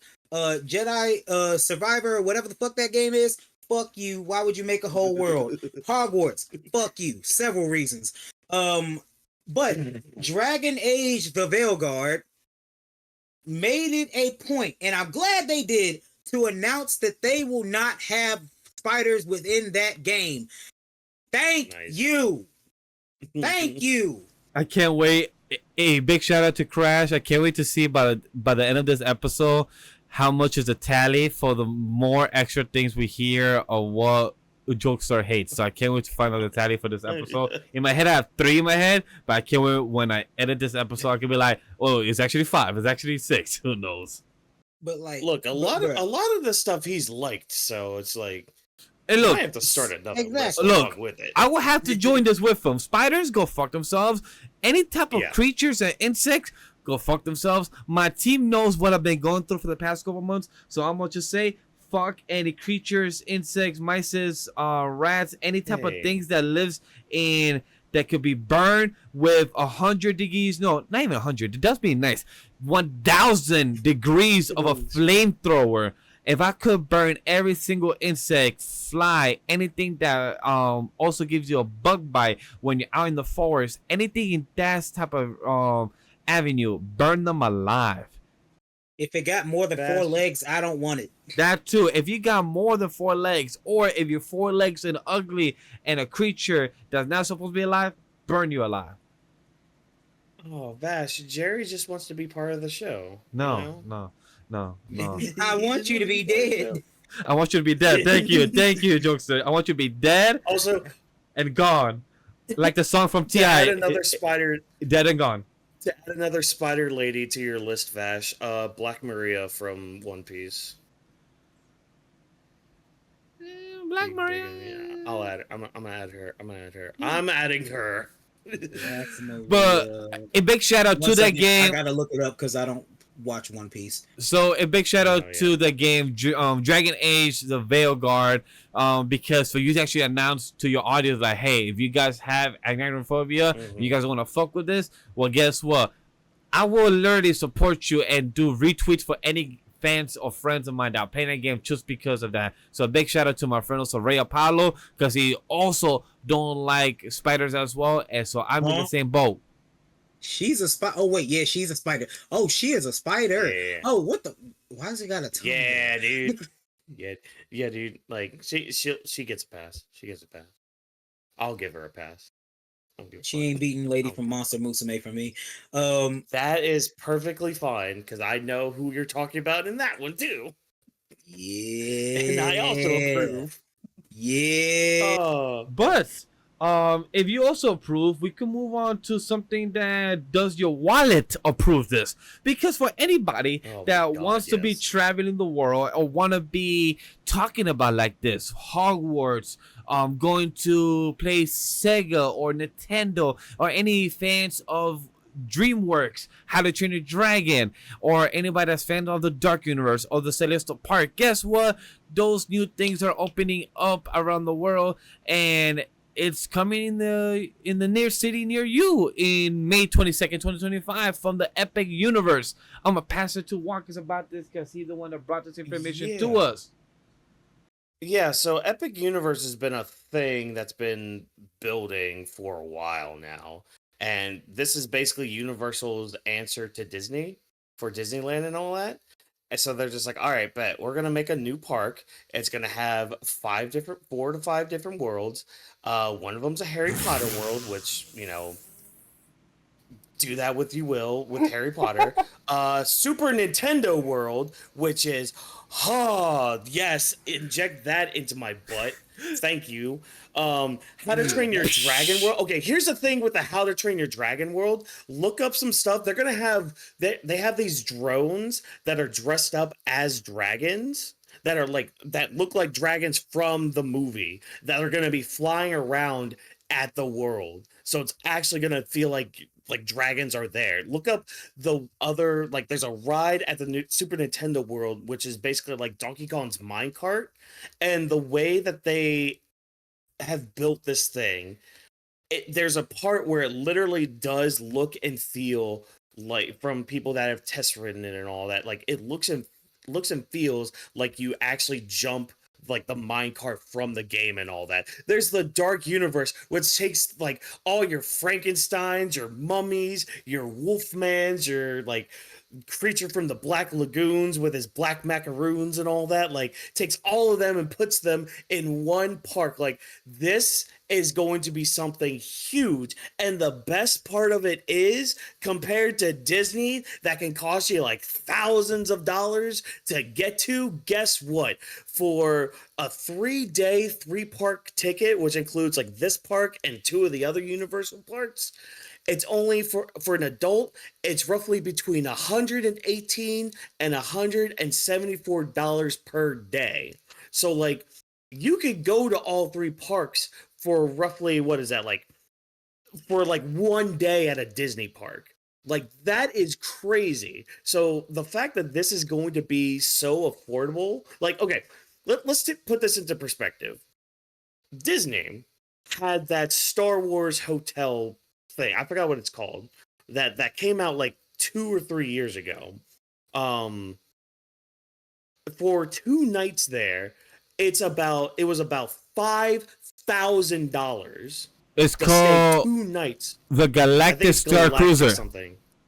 Yeah, that. It costs roughly like between $4,000 to $6,000. So I think around that $5,000 price range just to be there for 2 nights. Wow, it only survived for 1 year. Lame shit. Yeah, it was the worst thing. It was 100 rooms, opened March 1st, 2022, and it closed on September 30th, 2023.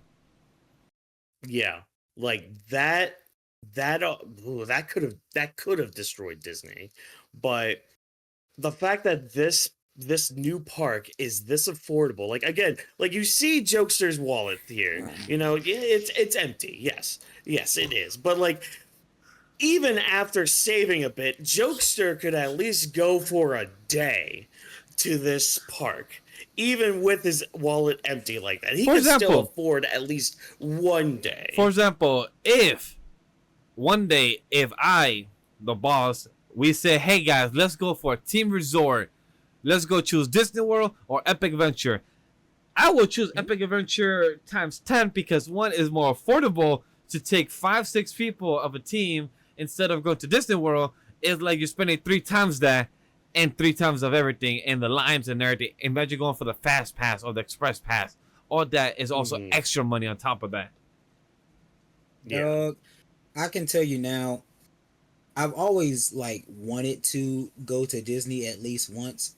But even I know, unless I get me a banger of a sugar mama, I am never going to be able to actually go to Disney. I'm going to tell you this. I'm scared by the time what the prices are of Disney World, by the time my kids are old enough to like enjoy Disney World and actually not be too tired where they tell me, hey daddy, pick me up. I'm like, nah, you walking. Like 10 years old, like 10 feet, like, nah, you walking. No. So for anybody that has kids in there, do you guys understand? You yourself as an adult already walk 10-12 hours a day, and then your kids want to, hey, carry me now for an extra hour because I'm tired too. I'm like, nah, we all tired here. We, the group, are tired. Don't think I'm gonna just pick you up. So I'm scared of what the Disney World prices will be, because I remember when me and my girl went 5 years ago. This was in 2019. I spent it almost $1,000 just for 3 days, for 1 day a park, 1 day the other park, and 1 day the other park. and we couldn't even do everything. And that's something I wish we did. But imagine now in the future, just one person's $1,000 instead of two people. It's like just scared of that. So seeing Epic Universe, one, I'm fucking excited for Super Nintendo World and How to Train Your Dragon Island of Berk. Just because exactly what Watkins brought up, I was talking about the ride of How to Train Your Dragon. I'm a big How to Train Your Dragon fan. To me, it's one of the best fucking trilogies in mankind. How to Train Your Dragon 1, 2, and 3. The development, the spin-off stories in the comics are amazing. I highly recommend anybody that if you're unaware, there's comic books for it. So definitely go check that out. Two, how did you? Oh, you gotta see it. I will rewatch it with your Discord. Really we have to have a watch party. Three is magical. Wow. For anybody, quick, more information of Vash. I want to get a tattoo of my 4 favorite creature. My 4 non-fictional characters that are animals: Toothless, Scooby-Doo, Stitch, and Pikachu. Those are my 4 favorite of all across mediums that I feel like I'm the most resonate. And Toothless, I truly love. Like, that is the most cutest motherfucker that will kill you, but also protect you in a heartbeat. So that's one, like, I love Toothless. So just to see that there's a ride. Super Nintendo World. Fucking amazing. Instead of going to Japan and spend an extra $1,000 on a flight, I could go to it in the same country. Just need to actually travel to the States. Cool. No stress. Harry Potter World. I'm like, you technically already have that in Universal. They're going to probably make it bigger or something. I assume so. Yeah. So they're going to probably expand it or something. Who knows what's going to happen in that department. The Dark Universe, I'm interested because, like, how can you make it horror type of friendly? Like, how can you make it for very family type of friendly, but also add the same type of mummy, the creatures that are in that type of, like, Dracula and everything? Would be amazing to see. I would love to see if they could if they could do Castlevania. If you could do Castlevania as well in the park, sign me fucking up. I feel like they do it just like how they do Halloween attractions every year for different places. Like in North Carolina, there's this place called Carowinds. I've never been, even though my friends have been trying to get me to go for forever. But every Halloween they do this thing called Scarowinds, and it's one of the biggest, like, park attractions with being, Halloween themed. So I feel like it'd just be that, but year round. So, something for the goth kids. Yeah. And, like, I think the biggest thing with this, because, like, a lot of people, like, when you look at Disney's marketing and all the stuff that they put on to even promote their parks and what they say they're going to do, what they quote unquote plan that they're going to do, there's a lot of things that they have dropped the ball on with it. And to combat this was part of their whole restructuring for for Splash Mountain, turning that into Tiana's Bayou Adventure, which that also isn't doing too hot with it from what I've heard. But I've also seen videos, and I also have a friend who's spent 4 years on a video about Splash Mountain, so there's all that stuff. But, like, this is just, it's going to be big when it opens up. And I mean, the packages, they're going to be out this week. So, like, probably before this episode even comes out on the 22nd, the tickets and the packages are going to be on sale. So, like, we'll know just how hyped this is going to be just this week. So after this episode comes out, we'll probably know how booked they are and all that. Because, like, I do want to go there next year, but I don't know if I'll be able to make it next year because there's some other places I want to go to, like Anime NYC and shit like that. So, and save your money for anybody this weekend, because also WrestleMania Las Vegas tickets go up this weekend as well. Oh boy! Damn.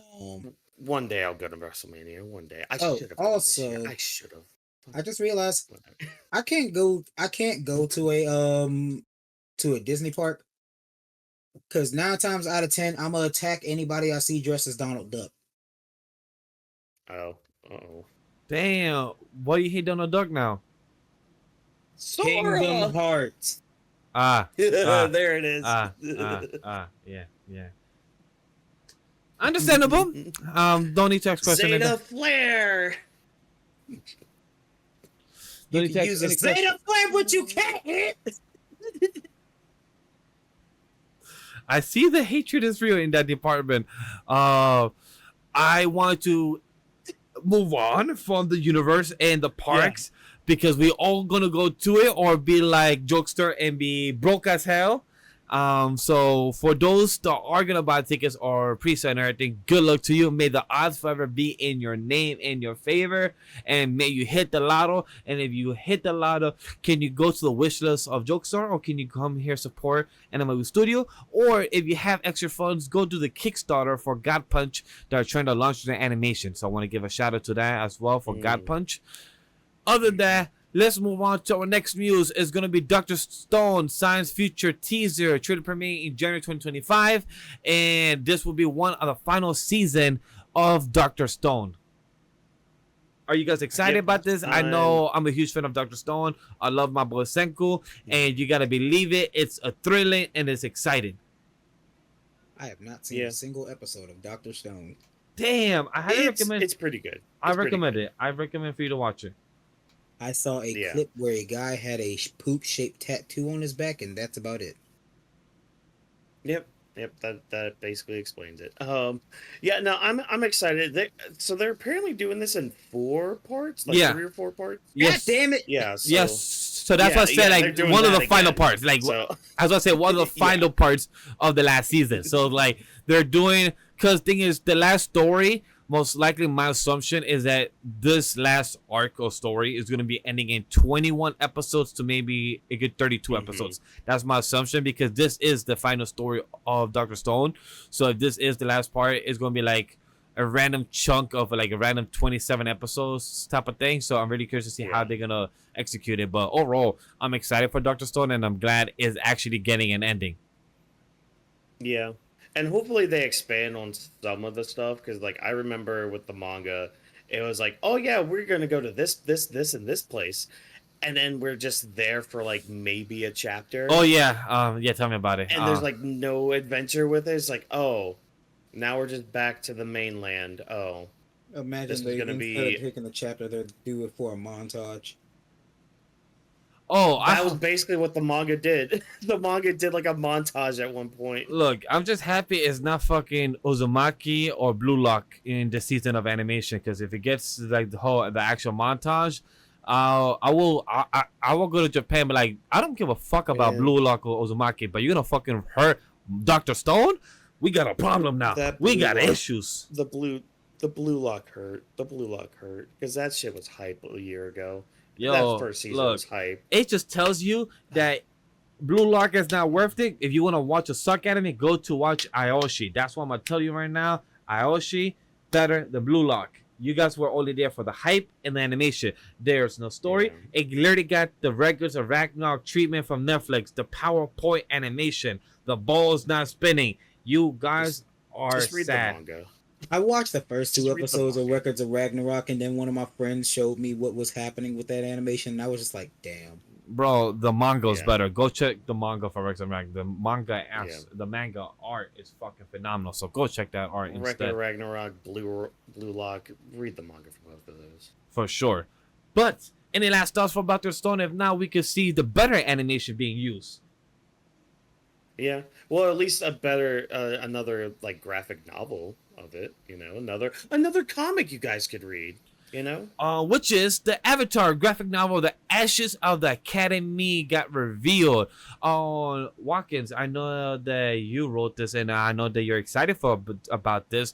What are your thoughts for it? I'm looking forward to it. I mean, I know growing up I wasn't really the biggest Avatar person because that was kind of around the time where I was kind of stopping watching cartoons for a bit. But I am excited for it. Just to kind of see more of Team Avatar, what they were doing in those years between the end of Avatar and the beginning of Korra, like during that little century or however long it was. So that should be cool. And apparently, somebody correct me if I'm wrong too in the comments, like I think the girl, like the little girl on the cover of there, is supposed to be Zuko's. I don't remember if it's supposed to be his daughter or if it's like another sister of his. I think it's another sister. Now that I'm thinking about it, I remember there's some sort of relation with him and that little girl. So there's something there, but I'm looking forward to it. It should be fun.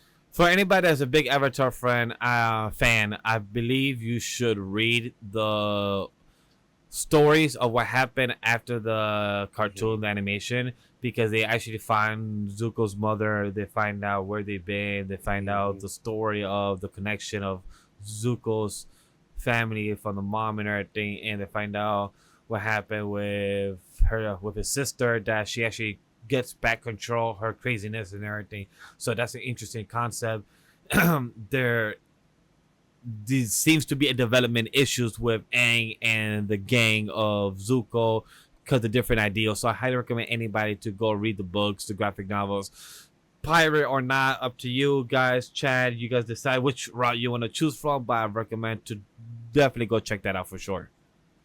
Yep. Paul, have any interest to check out Avatar since you haven't seen it, or do you care to maybe one day? So actually, it's on my list of things to do. To check out all of the books. Or all of the graphic novels, because I'm not gonna lie, I'm stupid. I don't like reading. So I want to check out all of the graphic novels. So I definitely will be adding this to the list. Love it. But you know, we could add to the list. It doesn't involve reading; it involves watching. We have the Invincible season 3 trailer set for February 6th, and it's now no mid credit. It's no mid season break. It'll be a full on 8 episodes fully for us to be fully watching from February to end of March. So how do you guys feel about this? Any excitement for Invincible coming back so soon, or you guys are just waiting patiently for Arcane to be coming out next month? Well, of course I'm waiting for Arcane. I want that more than anything. Oh my god, I can't fucking wait. Don't get me started on Arcane. I was like, wait, the quick Arcane slide in there. Okay. Yeah, I'm like quick Arcane slide and also just throwing out so fans can be prepared that we're gonna do a arc review later. Hopefully planned right before the new season comes. So that's a quick hey, plug to watch season 1. So yeah. Oh, I'm making you watch season 1 of Arcane. That's greatness. I mean, I have to if we're covering it. If we're covering season 2, I have to watch it. Yeah. Fine. You're gonna see greatness. Okay, why do you think I'm even watching Agatha for one? Like, because I know we're gonna be talking about it. Yes. And I'm sitting there every Thursday, like. Chad, just for you to be aware, stay tuned for November 6th to have an Agatha review about the show, so definitely stay tuned for that. But yes, how are we feeling about Invincible season 3? I hope they use better animation, like the same animation they used for this teaser trailer, because it looked really good for the teaser trailer, but it's what they did for season 2. Whereas it's like, oh, look at how good season 2 is gonna look just from this teaser trailer. Season 2 comes around, looks nothing like it, what we got, and it's like, oh no. I am happy though we're not getting the mid-season break, because I think that kind of did hurt them, killed the hype. Yeah, it did. So yeah, I remember I saw a tweet when I saw because I was like, wait, why does this animation look so good for this teaser trailer? And then somebody was like, keep hashtag keep the porn directors, and I was like, huh? Oh yeah. Yeah, dude. I just want to say I'm excited for this, and I love how Mark was trying to tell Cecil, like, yeah, man, I've been working on this, the story producing this, the story animation, the voiceover this, and Cecil was like, man, I don't give a fuck. When are you gonna go back to training? I need you to train. You literally got lost, dog bound by a woman who literally did the suplex and all these movesets on you, and you literally got beat up. Are you gonna do any training? And Mark character was like, I don't need to. I'm chilling. I'm good. Like, man, Mark, you're about to get up again. I'm tired of seeing you get beat up. I think Mark knows what that woman's about to do to him in the future, so it's a fact of Bro, get the. That's the one thing I know about the rest of Invincible. That's the one thing I was spoiled. Bro on. got the observation hockey. He like, I know what's coming. He's like, I know what's coming. I'm just gonna let it come. Please Mark step on me. Mark doesn't become him in the comics for a very, very long time. I know. I was just hoping that the animation just like shows us hints, because like, bro, you're 20 something years old or 18, and like you're really, really, really getting your ass whipped every single week. Like, don't you think you should learn how to do suplex on your own people? Like, aren't you tired of getting hands being thrown at you, my G? Like, shit. Yeah, it's Fuck. it's a slow burn. But yeah. Other than that being a slow burn, are you guys any last thoughts about this? If not, we could talk about our last two big news before we end the show. I'm good. Only thing I really have to add is they made the Adam Eve game. I still haven't played it. It's free on Epic right now. Oh, I didn't know that was a thing. The game and everything. I had no idea. That's news to me. I don't know what kind of game it is. Good marketing, guys. There's an Adam Eve game that's free on Epic right now. I feel like I've heard of it. I just don't remember. Like, I feel like my brain just didn't keep the information stuck in the files. So, but it sounds like it took out the file and be like, huh, he heard it one day, but not important. So, like, I just feel like that's very kind of vague. It's got a 9 out of 10 on Steam. Wow, that is a high score. Is that believable, Jokester? Like, from Steam? Like, are the ratings usually a good, like, right on the ballpark, or is it sometimes wrong? Usually it's more wrong when it gets hate rated. So if something is liked, then it on Steam, if something is massively liked, then it has a reason. Oh, okay. So 9 out of 10 animated game. Fans, if you guys have watched it, I mean, if you guys have played it, let us know how is it. Oh. If you have Amazon Prime, it's free on Epic. So. Okay. Oh, I got Amazon Prime, and I could definitely play that for sure. Okay. Apparently, this is according to Reddit, so take that with a grain of salt. Yeah, I'm about to say Reddit is that's a questionable source right there in that one. But yeah, if we are good to move on, we got the DC Comics. Look, Chad, I'm not going to tell you the list. If you want to see what's got announced from New York Comic Con, go on our article, go to a website, go to a news source, they go check it out. Here's to give our opinion and conversation about it. So I'm going to go first to say that out of the news that came out from New York Comic Con about DC Comics, the most thing I'm excited about is that we're having fucking Crypto the dog in the Superman movie. First time in a live action, and that's fucking amazing. I really am curious to see how they're gonna bring that forward.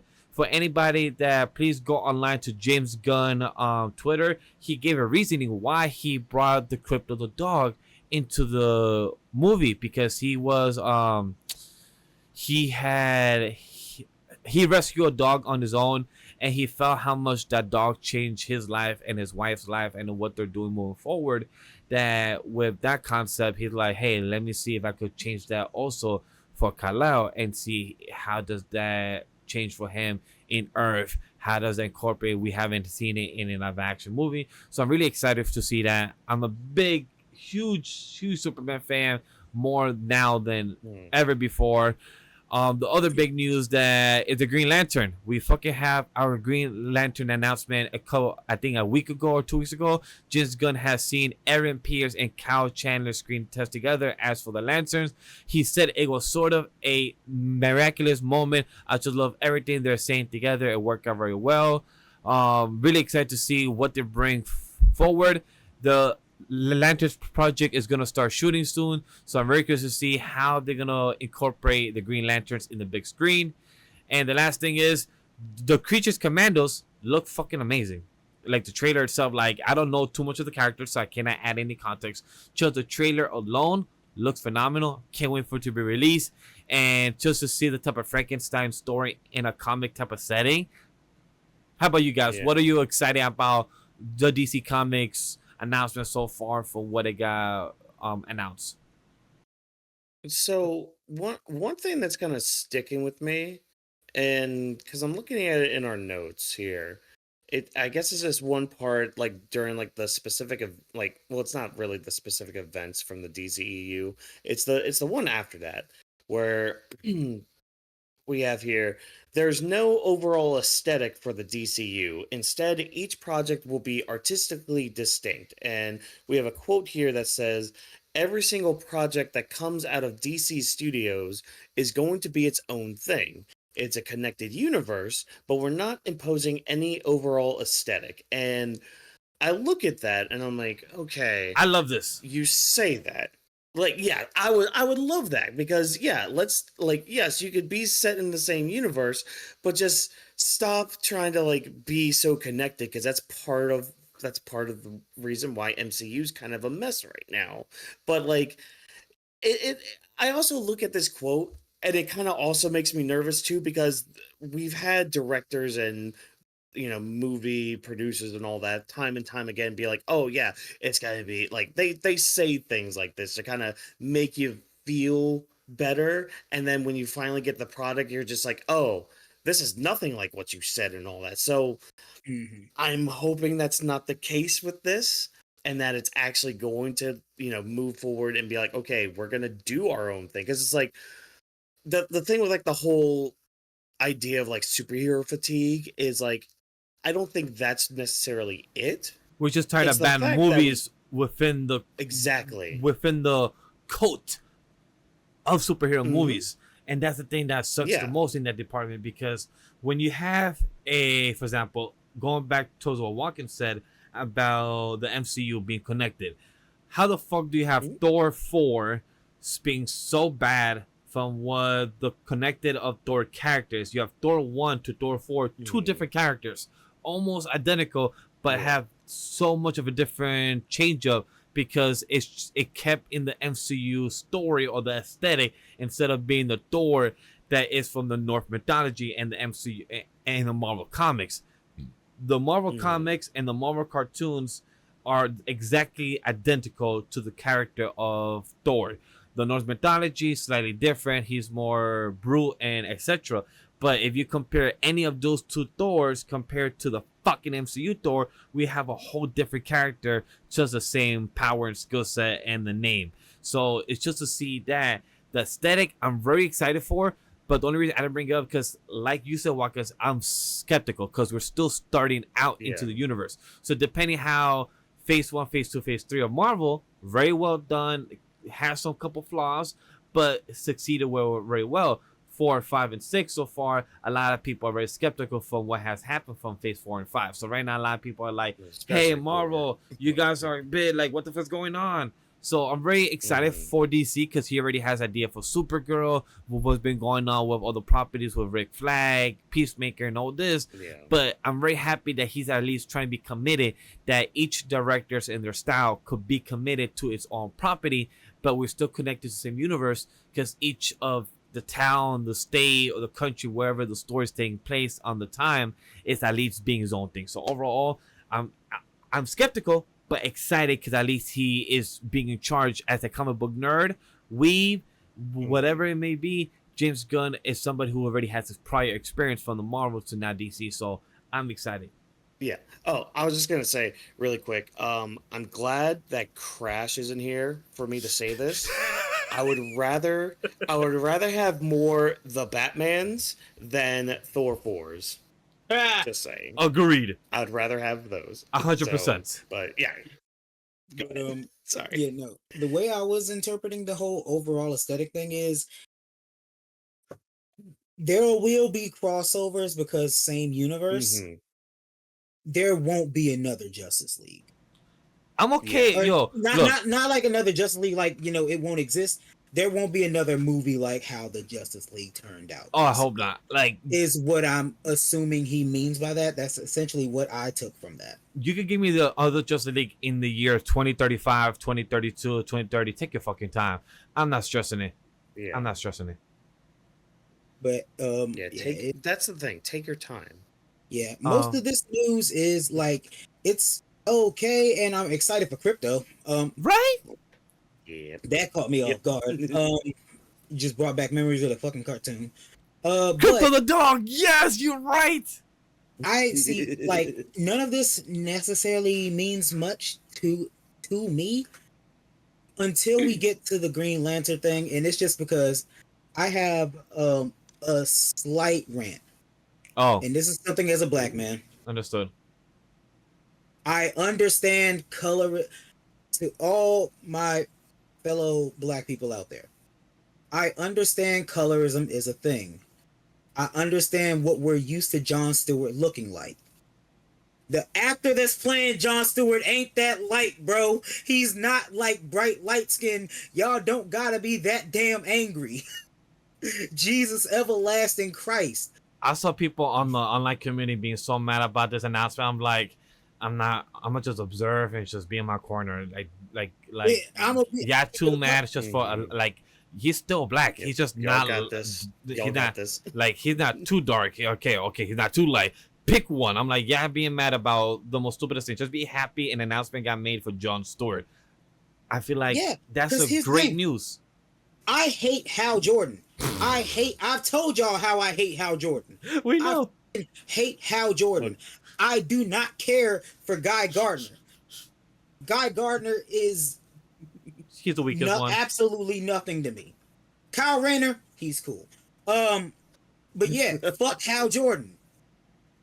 I am glad we got Jon Stewart.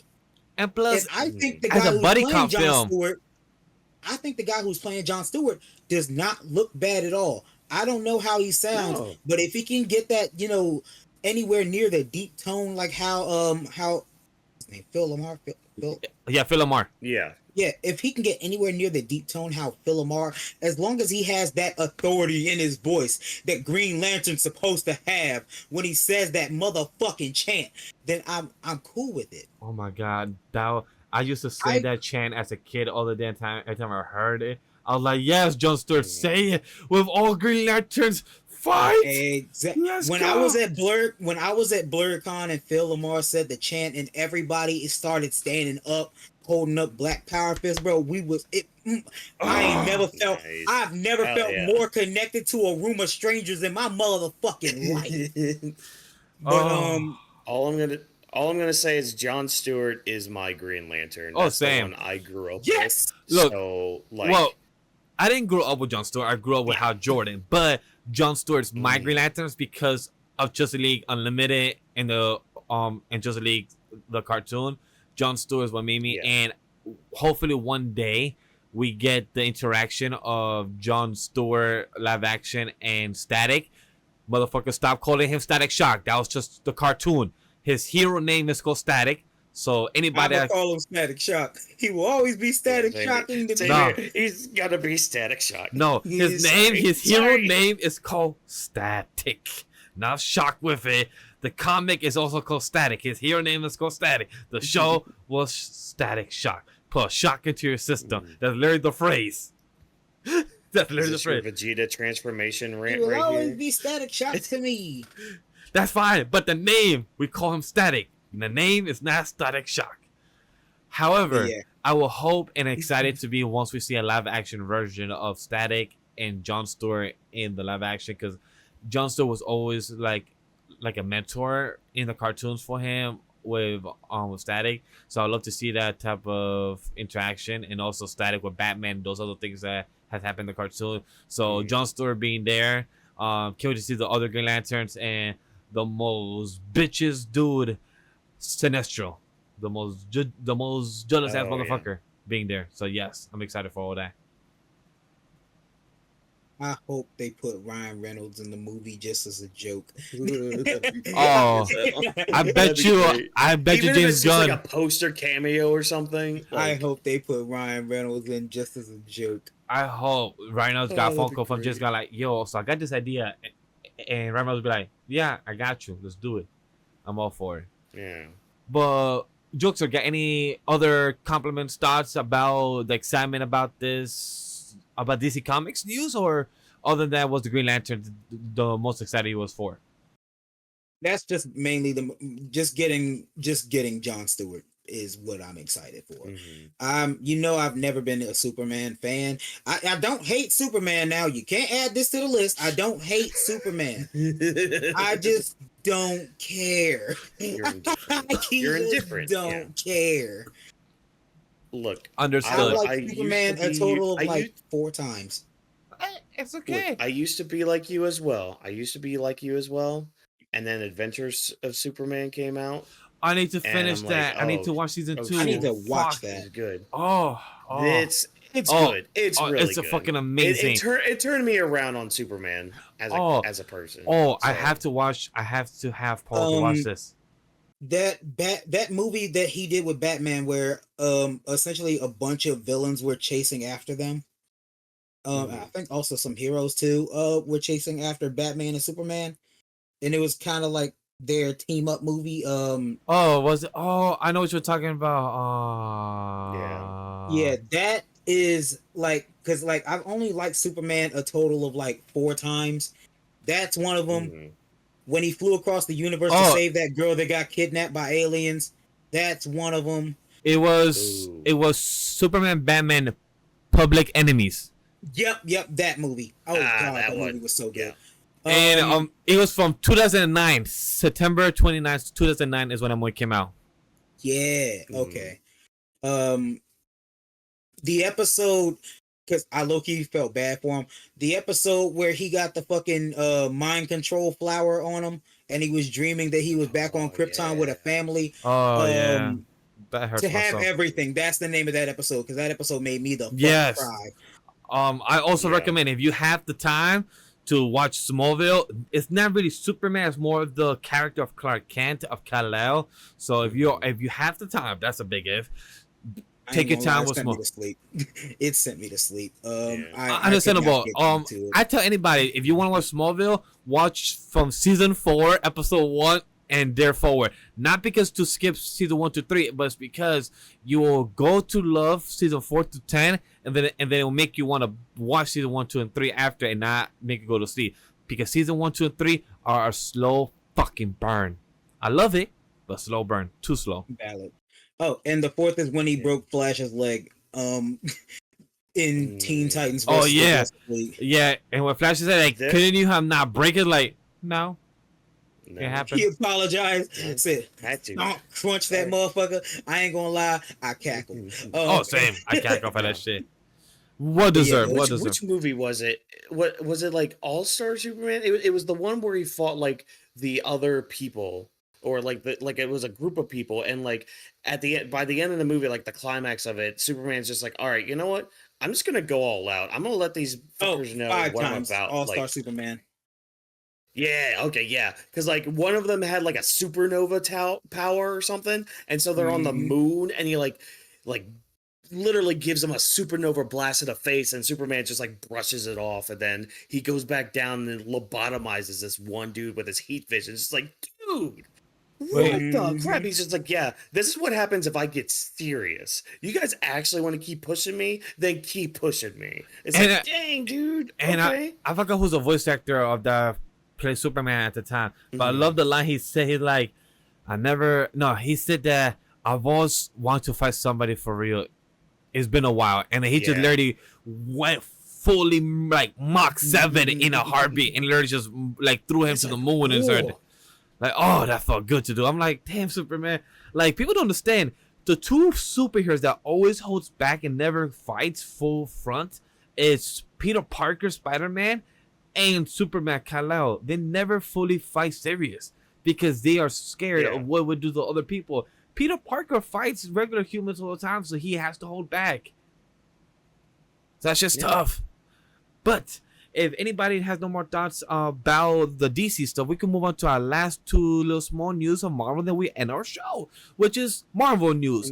Daredevil Born Again official release March 2025, and the new logo of Marvel gets updated, where we have the Fantastic Four, we have Storm, we have other characters on the image, even Agatha all along is already added there, and then we have the Marvel Comics reveal a Star Wars Jedi Knight series set before the Phantom Menace.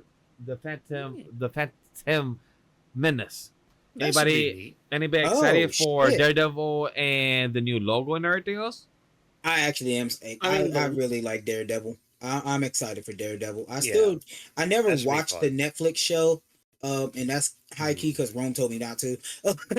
Like he was just, I was like, I'm thinking about watching it. He said, "Don't waste your time." I said, What? "Okay." Daredevil, the show on Netflix is amazing. Like, is it comic book accurate? No, but it's fucking phenomenal for the character of Daredevil and Kingpin.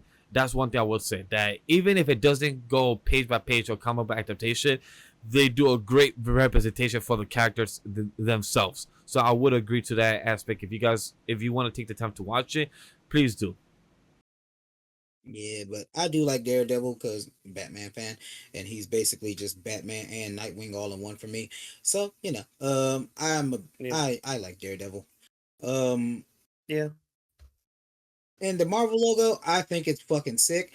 Them adding Star Wars still, it's jarring to think. Yeah, Star Wars is a part of Marvel Comics. It's like one of those things you don't expect. I wish they would just call it Star Wars comics, because for them, every time I see in the comic book store and I see a Star Wars comic, but then the top corner I see Marvel comics, and it's just weird for me as well. Cause like, can you just guys make a different department or like a different studio? Just call it like you have everything under Lucasfilm. Just transition the Star Wars comics under the Lucasfilm umbrella and just call it the probably the Lucasfilm comics. They have Indiana Jones comics, and it has the word in the corner as well saying Marvel comics. That throws me off as well. Yeah. It's like how I bet I don't know if y'all knew this. Fucking Transformers is under Marvel Comics. That kind of just jogged the memory in me. I thought so. I think I did forget that. I thought it was Dark Horse. Is because TMNT is Dark Horse, Power Rangers is Dark Horse. Is Transformers really Marvel Comics? Holy shit! Huh. I think also Dark Horse Comics. Oh yeah, no. Something I saw earlier today that actually made me intrigued. Dark Horse Comics is doing a Transformers spin-off. That includes some of the Transformers on it too. I forgot what it was called because I saw it on the TikTok earlier, but I was like, I gotta check that out if I ever remember. Word. Oh, okay. Yeah, I mean, the logo's cool. So yeah. Same. The logo's cool. It's interesting for them to be adding the Daredevil stuff from the comics, the Human Torch, Agatha along. So I love to see them adding a mixture of comic stuff and the movie stuff and the TV shows. So I'm really interesting that Marvel actually put time for this logo. And I wonder how many logos will they continue to be doing, because they keep changing the logos almost every year, I feel like. So like... okay. Sorry, I have to fact check myself. Apparently the Marvel's comics for Transformers was only 80 issues. It is currently being published by Image.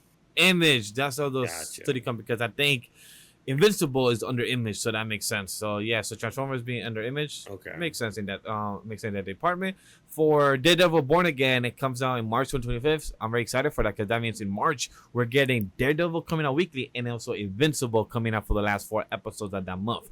So March is gonna be busy for us. A lot of content gonna be coming out, so I'm very excited for that. And the Marvel Comics, Star Wars, like I said, weird, but really curious, because for some reason every fucking studio loves to have, hey guys, let's connect everything. Let's connect video games, comics, movies, TV in the same universe. Like, no, just keep sure, whatever. So Star Wars Jedi Knights having a series right before Phantom Menace. Like, okay, the comics usually hits. So I'm not too stressed. The comics usually hits from Star Wars. When it comes to TV shows and movies, that's a whole different story. But comics-wise, they haven't really failed too much. Their books as well. I haven't read too many of the books. I read the only book of Marvel comics of Star Wars I've read is the Ahsoka one. That's the only one I've read in the recent years. But other than that, the comics usually hit. So I don't have too much hesitation in that department. I read a Han when I was working in the book section of Ollie's. I read a Han Solo comic when I was slacking off from my job, and it was actually really good. Yep, the Han Solo comic is very good as well. So trust me, if you guys ever want to read, fans, panelists, anybody, if you ever want to read a comic book from Star Wars, read them. You will not be disappointed. if you want to read a great one, the Darth Vader comics are fucking brutal. He actually killed them kids. He actually goes out to different planets and kill people, and he doesn't hold back. He's the motherfucker massacre out there in these woods. So go definitely check that out. But we discuss our news, we discuss our segment, we discuss a full Weebs Lounge of Dragon Ball discussion. So here is our wrapping out and closing thoughts. So I want to ask the panelists any last thoughts you guys want to mention before we end the show. Any jokes that you guys want to talk about that feels to resonate that you guys want to bring up right before we end the show? The Peak Gaming is back, baby. Yeah, Peak Gaming is back. Yeah, that's true. Also, Vegeta has always been and ever will be 3-0 canonically over Goku. Goku held back. Goku held back. Goku held back. Goku held back. Vegeta finally got a W against Goku in Broly, and Broly cried for emotions. So that's the thing in the key. My tattoo is Stitch, Scooby-Doo, Pikachu, and Toothless. Yes, those four. I don't got the design yet, but those will be a tattoo. Where in my body, I have no clue, but definitely a goal in the future.